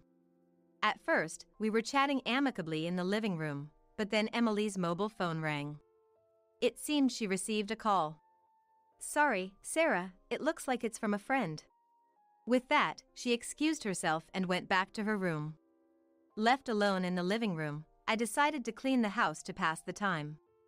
As I was passing Emily's room, I inadvertently overheard her conversation. Her voice was so loud that I couldn't help but hear. "Seriously, those old folks are living too long. If they suddenly died, we could get the inheritance. I'm married into the family for the president's fortune, but this is just hell." Her words felt like a cold shower to me. Actually, Johnson's father was the president of well-known top-tier company. However, the company was set to be inherited by his brother. Still, being part of the president's family, Johnson had some share of the wealth. It turned out Emily had married Wilson with that very intention in mind. They probably believed that once we passed away, the inheritance would become theirs. In fact, we had always treated Wilson and his wife with this in mind. Such behavior couldn't be tolerated. I shared this with Johnson that night. Initially, he was shocked, saying, "Really?" but he trusted my words. After discussing, we decided not to act immediately but to observe if Emily would reveal her true intentions. Maybe, in the meantime, she might change her attitude and start treating us like a real family. It was a decision made with the faint hope. But things didn't go as expected. To test Wilson and his wife, we observed their behavior. We invited them out, asked for help with chores, and so on. Gradually, they seemed to find us a nuisance, and their attitude changed. "Wilson, you're free now, right? I'm sorry to ask you, but can you give me a hand to do the laundry? My back hurts." One day, seeing Wilson relaxing in the living room, I asked him. Although Emily had been the one to speak harshly that day, Johnson suspected they might be in this together. We suspect that maybe Wilson feels in the same way. So, I started to approach Wilson to understand his feelings. At my request, Wilson looked up from his mobile phone, sighed with annoyance, and said, "Can't you do that yourself, Mom? You're a mother, after all. Shouldn't you be able to handle the household chores by yourself?" He then returned his gaze to his mobile phone. It became clear that he had no intention of helping. His attitude seemed to say, "I have no intention of being a family with you." This thought sent a chill down my spine. Don't say that. Family should help each other when in trouble. You have your own family now, Wilson. You need to act responsibly. My voice trembled, reflecting my fear. If my suspicions were true, it meant that even Wilson, whom we had lovingly raised, was betraying us. That was something I couldn't bear. Desperately, I pleaded, "Please help me." But Wilson didn't even look up from his phone or show any sign of getting up from the sofa. His unwillingness to help was evident. Persisting in my request, he let out a heavy sigh and continued. "Look," he continued. "Enough is enough. Yes, you're my mother, but that doesn't give you the right to be selfish. I have a wife, Emily, and I need to work for her. I'm already exhausted every day, and now you're asking me to do chores too? That's cruel. Don't ask us to do such things anymore. We are essentially strangers. Essentially strangers. Those words pierced deeply into my heart. It confirmed my fears. Both Wilson and Emily seem to be after Johnson's inheritance. They seem indifferent to us, thinking as long as they receive the inheritance, that's all that matters. This betrayal from family deeply wounded me. Yet, we couldn't foresee something even worse. I immediately told Johnson about Wilson's possible intent for the inheritance. Johnson, seemingly already convinced. I thought as much. He nodded. And so, our family dynamics became distorted. Amidst all this, Wilson and his wife decided to move out. When they brought it up, we couldn't help but feel relieved. By then, living with them had become unbearable. Even sharing the same house with them was distressing. They wanted to live in a new single-family home, which would require a significant amount of money. To hasten their move, we decided to provide financial assistance. Dad, Mom, thanks. Family is indeed valuable. Knowing the underlying meaning of Wilson's words, we couldn't genuinely rejoice. The construction of their new house was completed, and it was the day of their move. They packed up some of their belongings and left the house. A week later, we visited their new home with a housewarming gift. Though I didn't want to go, I remembered my father-in-law teaching about maintaining certain courtesies, so I decided to endure it a bit. Nice house, isn't it? Smells like new construction. Their home was more beautiful than expected, probably due to the money spent on it. After being shown around various rooms, when we gave the celebration gift in the living room. Thank you so much, she said. She seemed pleased as she put away the gift. While chatting in the living room, I felt the need to use the restroom. Where's the bathroom? May I use it? I said. To my request, Wilson and his wife responded unbelievably. Wait, are you trying to use the bathroom? Dirty old people are banned from using it. We use that toilet too, you know. If you use it, our brand new toilet will get dirty immediately, won't it? Followed by his words. Sorry, but you'll have to make do with peeing in the bushes outside. Oh, and don't do it in the garden, okay? If you dirty our precious home even a little, I'll never forgive you. Their words made me feel dizzy. It was too cruel, regardless of how much they disliked us. At that moment, they were like strangers to me. There was no familial affection left. That's why I decided to start my revenge. I planned to ruin them thoroughly. I secretly devised a scenario for it. Exchanging glances with Johnson, who was just as stunned. It seemed Johnson was thinking the same as me. We don't want to be a nuisance, and since we've given the housewarming gift, maybe we should leave if we're not wanted. There was no reason to stay in their house any longer. We had fulfilled our duty by giving a housewarming gift. If they were going to be that terrible to us, we didn't need to stay. Right. Our presence here only seems to bother them. It's better to leave now. I had anticipated being unwelcome, but to be told things like being banned from using the toilet or to go in the bushes was too much. Yeah, leave right now.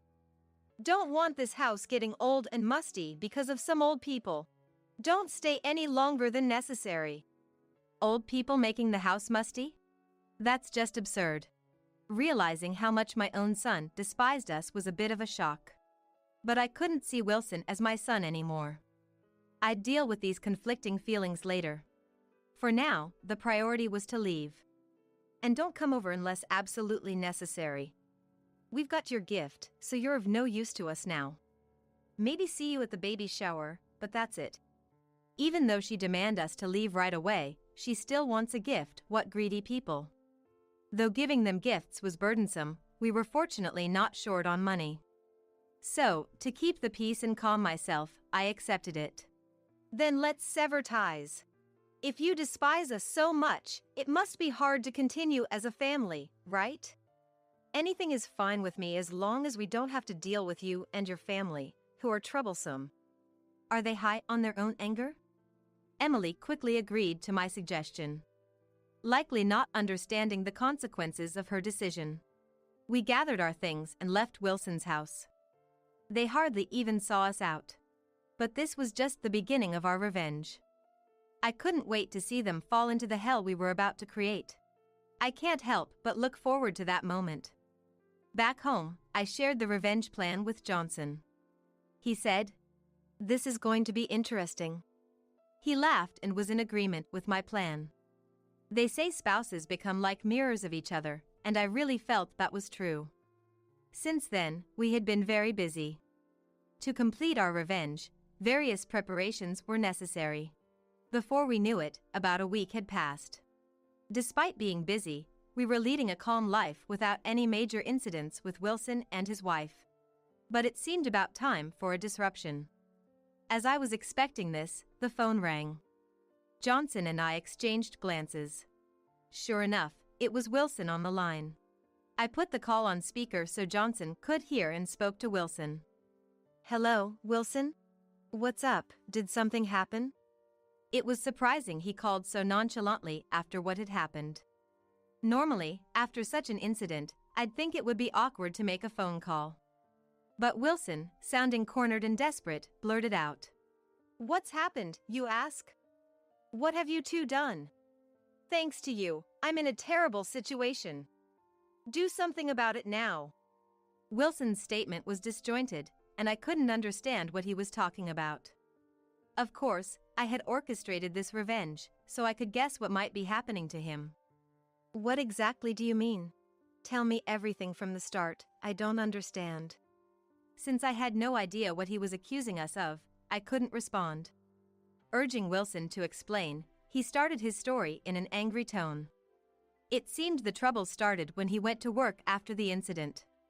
While working, Wilson noticed something unusual. The looks directed at him by his colleagues were unusually cold. Wilson, who tends to be overly concerned with others' perceptions, found it unbearable to stay at work and left early that day. Hoping it was just his imagination, he went to work again the next day, but the cold stares remained unchanged. He confronted a colleague about it, but all he got in response was, "Ask yourself." Just that, and they wouldn't tell me anything more. Furthermore, it wasn't just his department colleagues who were giving him cold stares. It seemed as if everyone in the company, from high-ranking superiors to colleagues in other departments, were looking at him with disdain. He felt as if every employee he encountered was regarding him with contempt. Despite racking his brain, Wilson couldn't think of a reason for the cold treatment at work. He hadn't made any mistakes on the job. Eventually, he surmised that my husband, Johnson, a member of the company's founding family, and I must have been involved. "What have you two done? Because of you, I can't work anymore. You need to take responsibility." Wilson lashed out at us one-sidedly. Indeed, the frigid reception he faced wasn't a figment of his imagination, it was a part of our scheme. We had promptly informed my brother-in-law about the ordeal with Wilson and his wife. He values us greatly and was furious upon hearing it. Unfortunately, my brother-in-law isn't one to keep secrets. He inadvertently leaked our story to his secretary and other managerial staff. Soon enough, the entire company knew about their misdeeds, and everyone began to scorn Wilson. "This is too much. Fix it now. I can't work in that kind of environment." Indeed, someone like him, who is easily swayed by others' opinions, couldn't possibly continue working in such a hostile environment. However, his employment was actually a result of nepotism. He had been lazy during his student days, lacking notable educational achievements or qualifications. Since he couldn't find a satisfactory job, his sympathetic uncle hired him at his company. Could someone like Wilson really manage a proper job search? From my perspective, it seemed unlikely. That company was his only option. Yet, working there under current circumstances was impossible for him. "Please, you have to do something. I can't work under those stairs. You caused this, right? Then fix it," he yelled over the phone. But I had no intention of forgiving him. "We've disowned you, remember? Why are you asking for help now?" "That was all Emily's doing. I always considered you and Dad as my family. Families are supposed to help each other, right? So, help me. Indeed, families should help each other. But he had misunderstood the meaning of family. You help because they are your family, not treat them as family only when help is needed. Feeling the conversation was pointless, I ended the call with him. Afterward, my phone kept ringing incessantly, so I blocked his number. That was how we completely severed ties with our own son. Our revenge was far from over. The day after our conversation with Wilson, my phone rang again. This time, it was Emily. Sarah, please open the entrance. I have something to discuss, including about Wilson. Let me in quickly. As soon as I answered the phone, she blurted out such things. It seemed that she, thinking it best to resolve matters directly, was waiting at the entrance of our house, eager to talk. Well, it was our former house, after all. Emily, we're not at that house anymore. Indeed, it was our former home. Since then, we had sold the house where we lived with them and moved to a new home. A brand new, sparkling single-family home. Our new home, chosen with a slightly competitive spirit, was more spacious and grander than Wilson and Emily's. What? Then where are you? Things are terrible here. If we don't know where you are, how can we receive the inheritance? Tell me your current address. She seemingly failed to comprehend the meaning of disownment. To disown means no longer being family, and inheritance is not passed to non-family members. We had even updated our will to ensure that, come what may, Wilson and his wife would not receive any inheritance. However, she appeared to misunderstand, thinking that if some family connection remained, they could still inherit. Emily, you can no longer receive any inheritance. We've disowned you, remember? We're no longer family. Why would we give an inheritance to someone who's not family? I was astonished at her lack of understanding. Her ignorance was so profound that it was almost laughable. Surprised by my response, she exclaimed. What? She exclaimed in a loud voice. What? I didn't know that. That's a real problem if we can't get the inheritance. Let's forget about the disownment, okay? We're still family, right? Her self-centeredness was astounding. It was baffling how someone could be so obsessed with money. Her illogical and selfish statements left me speechless. Misinterpreting my silence as agreement, she continued. How about we live together? You've moved out of this house, right? I just realized how lonely it is without you, Sarah. Our house is big, so you can live here too. Let's live together as a family. And yet, this was the same person who had once called us dirty old people and drove us out. Now she was even suggesting living together, clearly all for the sake of inheritance. It was obvious that restarting life with them was out of the question. I wondered if she even understood that. Could she really not understand even that? Sorry, but we'll have to decline. And from now on, please don't contact us. We've disowned you, so we're no longer family. And non-family members won't inherit anything. Please understand and give up. No! That's unacceptable! Please, Sarah, forgive us! When I firmly declared our disownment, Emily seemed to finally grasp its meaning and desperately clung to any hope. But my decision was final. And likely Johnson's as well. Therefore, I ended the call with her and immediately blocked her number. This way, she couldn't contact us again. They wouldn't know our current whereabouts. Essentially, we've completed our disownment. We felt a sense of relief, having cleanly severed this unpleasant connection. Later, I heard from acquaintances and brother-in-law that Wilson and Emily began fighting incessantly over the inheritance and their jobs, leading to a divorce. They argued bitterly over alimony and property division, even hiring lawyers and taking their disputes to court. After the divorce was finalized, Emily returned to her parents' home.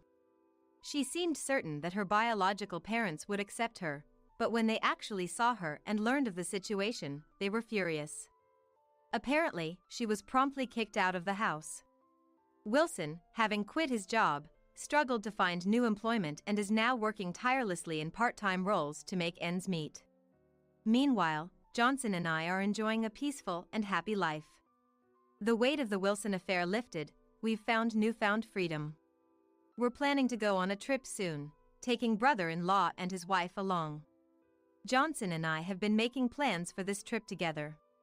It's our way of thanking him for his help in our revenge. We are carefully planning this vacation.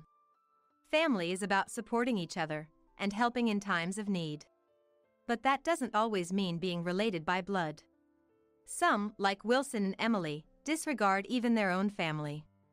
This incident has deeply ingrained that lesson in us. Factory worker father? Breaking off the engagement. As soon as she said that, Edith, my mother-in-law, threw her coffee at my dad. Beside her, laughing, my father-in-law, John, made no move to stop Edith. Coffee stains quickly spread across the suit Dad had specially cleaned for this day. Fortunately, the coffee was lukewarm and there was no risk of a burn.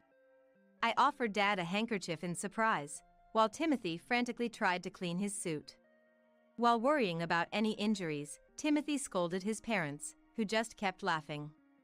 During this, Dad said nothing, simply stood up, pointed at them, and declared, "Then I'll just have to ruin your company." He said this in a voice I had never heard before, took my hand, and we left the house. Behind us, Timothy's shouts at his parents echoed, and soon he followed us. "I'm terribly sorry. I'll make sure my parents apologize later." "No need. It's over. We're cutting ties," he said somberly, patting Timothy on the shoulder. "My name is Penelope, a 26-year-old office worker. My family has a bit of a unique situation. I grew up without a mom. She passed away when I was young, and Dad raised me single-handedly. Despite being busy as a factory manager, he never missed a school event. He'd often rush back to work after these events, but I've always respected him deeply for it. During college, I dated Timothy, who was 2 years my senior. He was gentle, sincere, and popular at university. Despite knowing it was a long shot, I confessed to him, and he accepted. However, Timothy had his worries, mainly about his parents. He spoke of them only in vague terms, never delving into details. It seemed there was some conflict with them, but I didn't press, though it troubled me. Still, Timothy himself was flawless, so our relationship continued. He lived alone since starting university, but occasionally visited his parents. He'd return exhausted, clearly stressed about them. He always put me first, making him my pride and joy. I had always wanted to introduce him to Dad, the man I respected and my beloved boyfriend. I wondered how they would react to each other. One day, while on a date, we unexpectedly bumped into Dad. "Oh, Dad. Aren't you supposed to be at work? What are you doing here?" "Ah, Penelope. Just returning from a client." "And who's this?" "Oh, this is Timothy. We're dating." Dad, not usually stern but with a somewhat fierce look, can be misunderstood. Timothy was very nervous meeting Dad for the first time. "Nice to meet you, I'm Timothy. I am fortunate to be dating Penelope." Timothy greeted Dad quickly in a tense manner. Dad warmly accepted him, chatting and laughing with him. "So, you're Penelope's boyfriend. Don't be so nervous. Take good care of her." "Yes, I will. Thank you."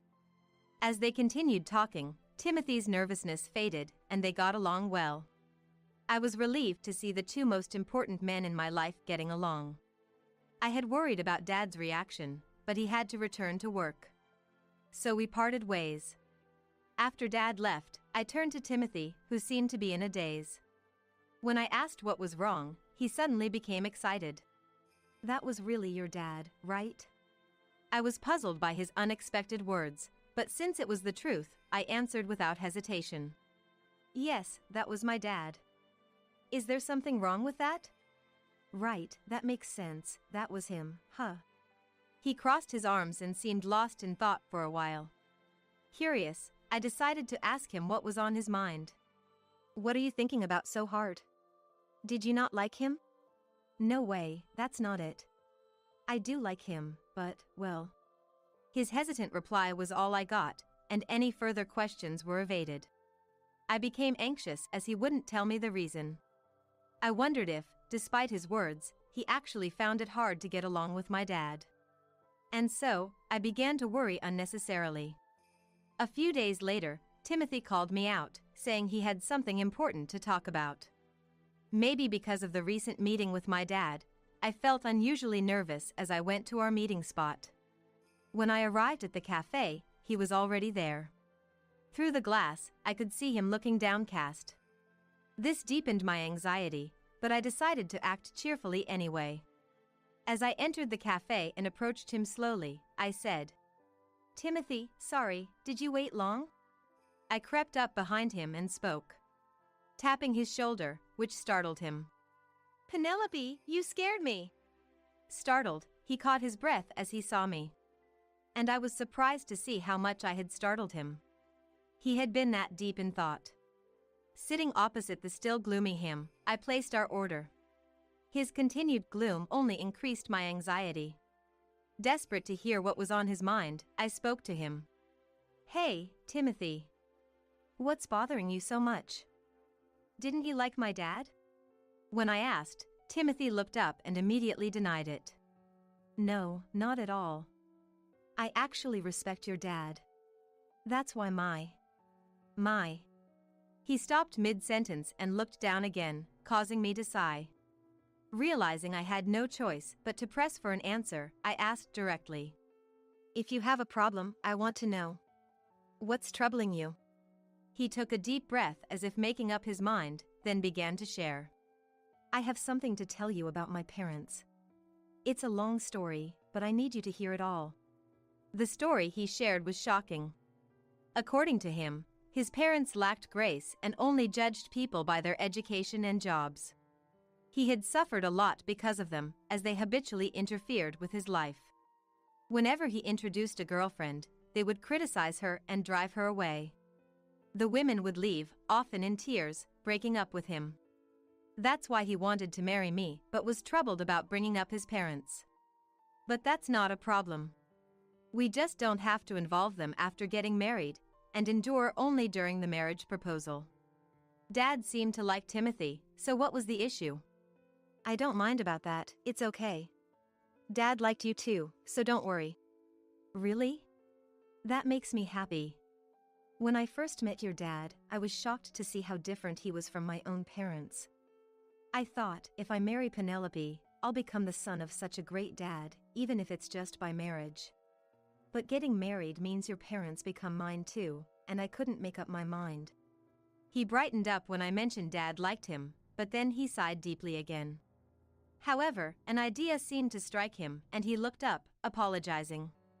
"When we go to my parents to announce our marriage, can your dad come with us?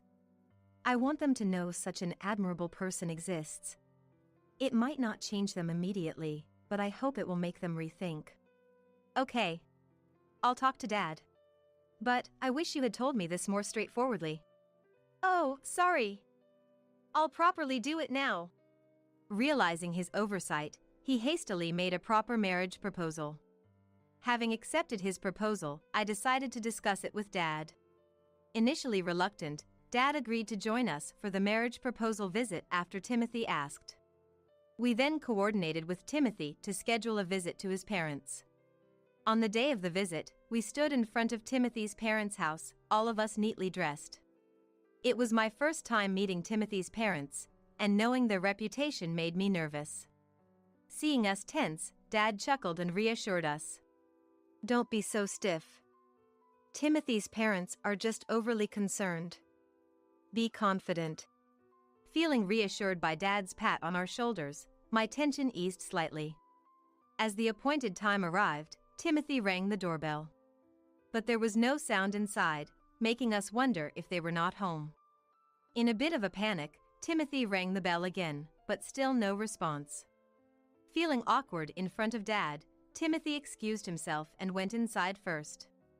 Dad and I exchanged glances, waiting silently for Timothy to return. After a short while, Timothy reappeared at the entrance, looking flustered. Before I could ask what happened, he started making excuses with a forced smile. Sorry, I was just delayed.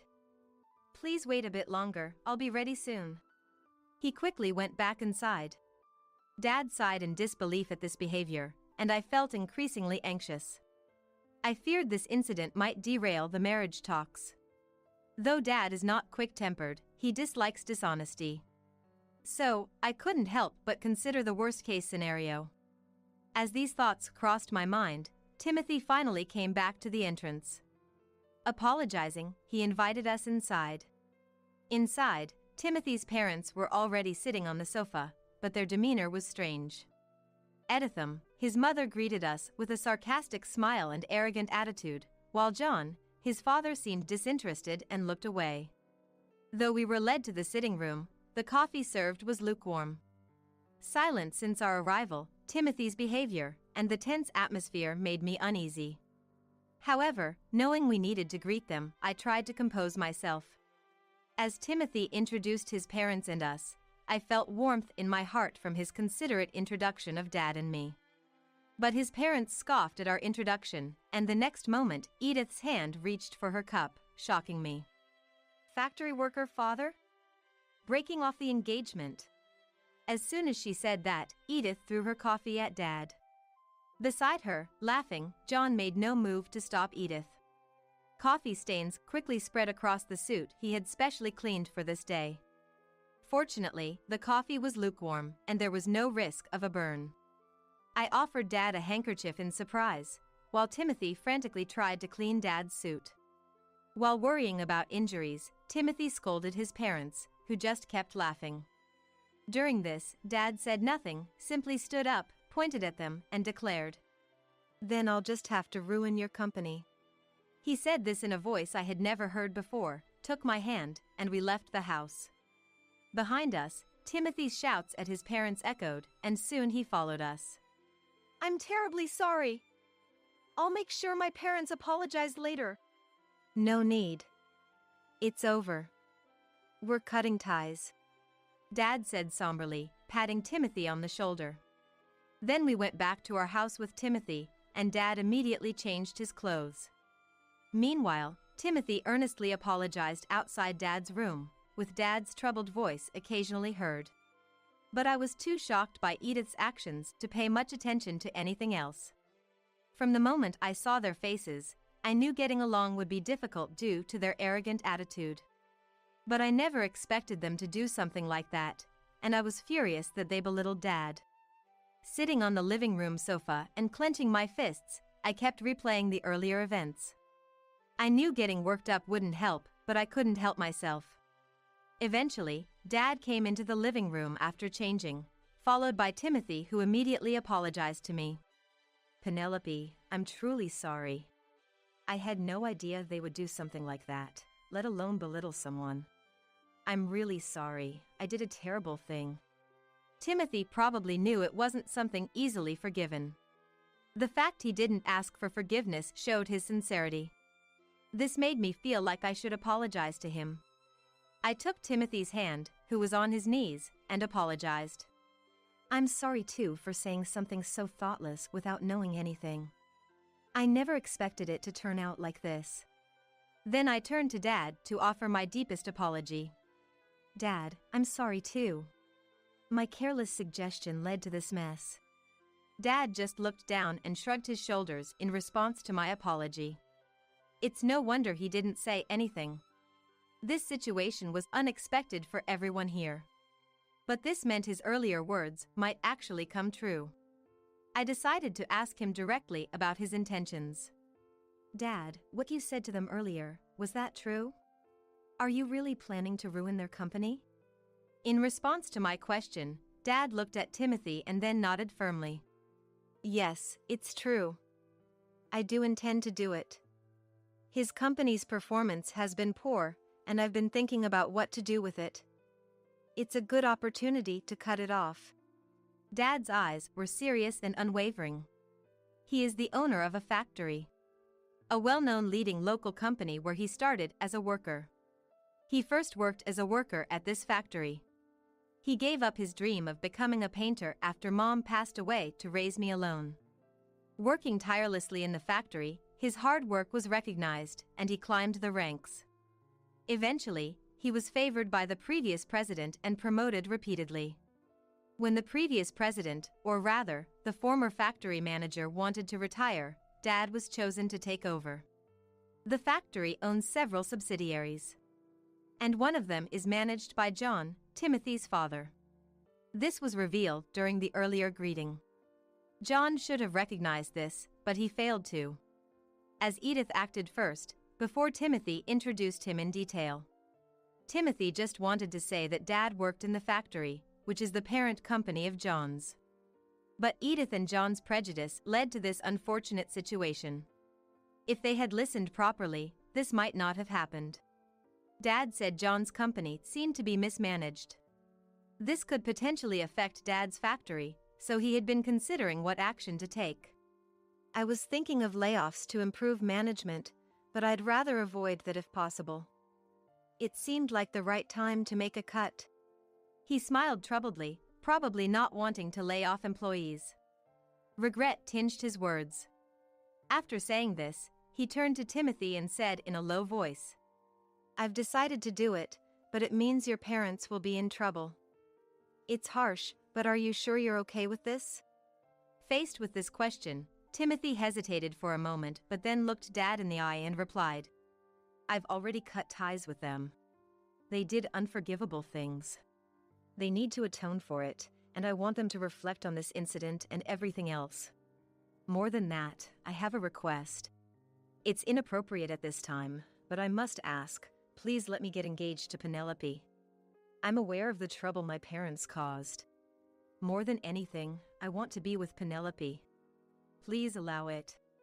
Dad crossed his arms, deep in thought. It may seem inconsiderate right after such an incident. However, moved by Timothy's fervor, I also pleaded with Dad. "I also ask you, Dad. Despite everything, I want to be with Timothy." After hearing our pleas, Dad hummed for a bit before shaking his head as if resigned. "If both of you feel the same, then it's fine. But there's a condition. Your parents are business owners, after all. I want to know what will happen to their employees. If you can't answer that, your marriage is off." Dad said this and sent Timothy out, not even glancing at me before returning to his room. A few days later, Timothy came with a plan regarding John's company's employees. He had promised Dad beforehand and was discussing it when I returned from work. Apparently, Timothy had listed potential new jobs for all the employees and was showing it to Dad. "So, I would like to ask, albeit presumptuously, for these employees to transfer to your company. I hope to support their employment there, contributing to the business's growth." Timothy was earnestly requesting Dad to hire them. "And I know it's selfish, but I would like to join the company too. I'll work without salary until their work stabilizes and shows results. I want to compensate for the shortcomings with my work and salary. Once that's done, I'd like to marry Penelope."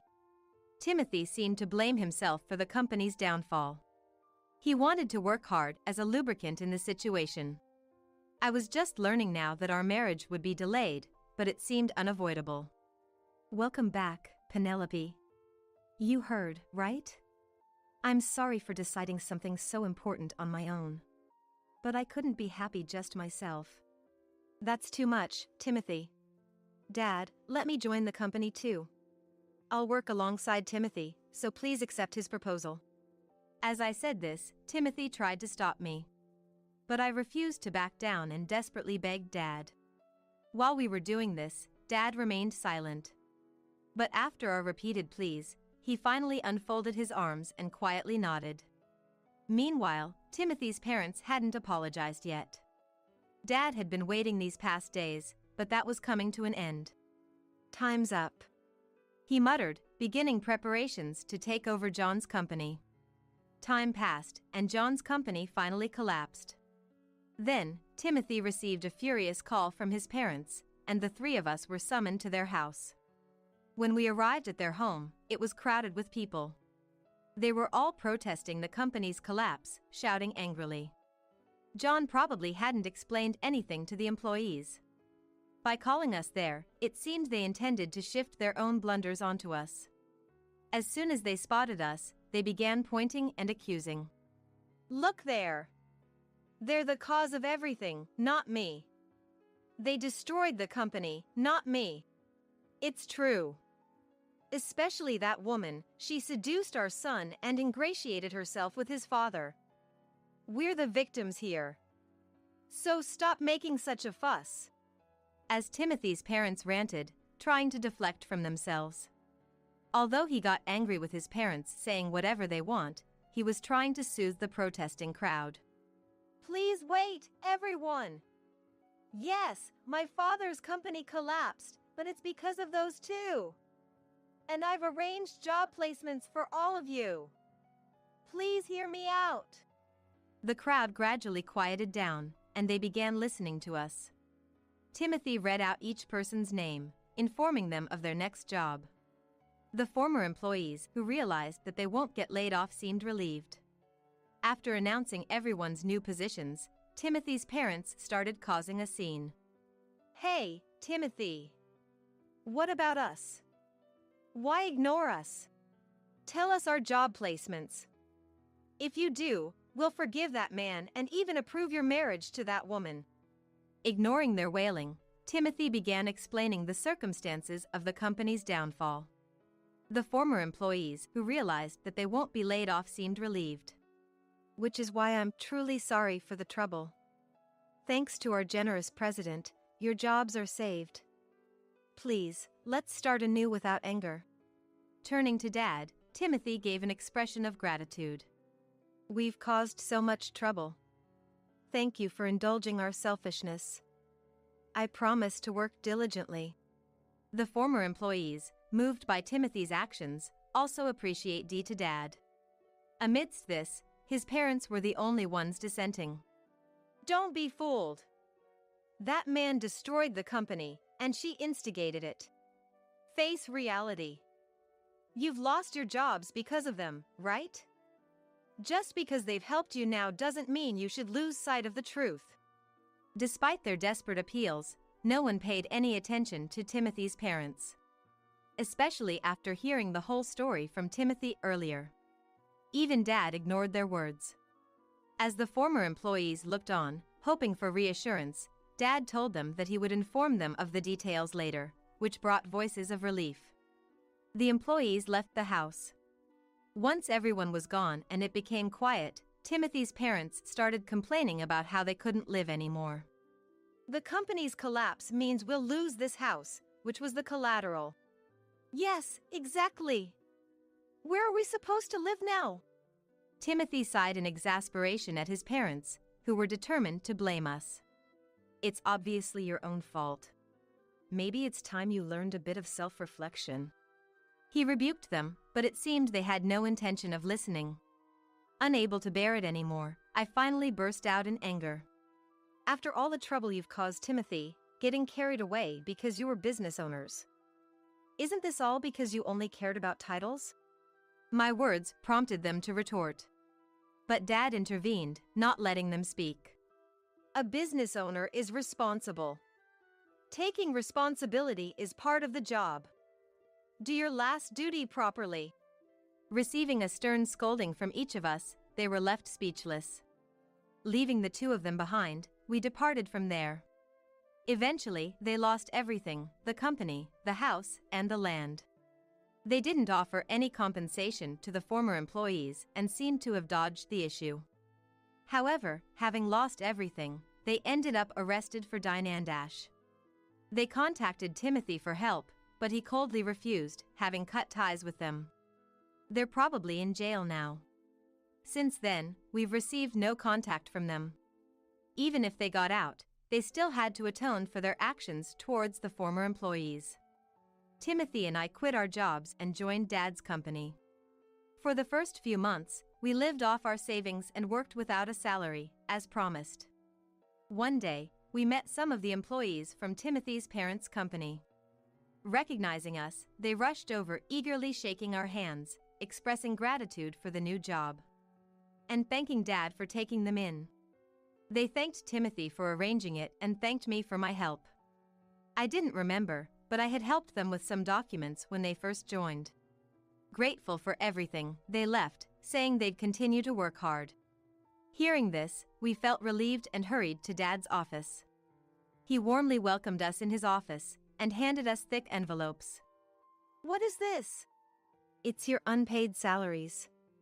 It didn't all fit in one envelope, so there are several.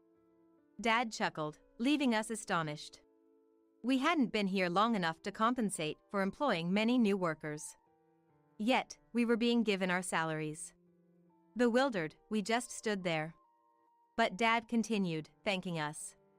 "Thanks to you, they work with enthusiasm. They always express their gratitude and worry about you. I couldn't shame myself by not paying such excellent employees. And our performance has definitely improved. Thank you." Hearing this, we embraced and cried together. We had been so focused on ourselves that we're unable to see anything else around us. But more than that, we were moved by their concern for us. Then Dad said something even more heartwarming. "Timothy, I'm impressed with your leadership. If my daughter agrees, will you marry her?" "Yes. Yes, of course.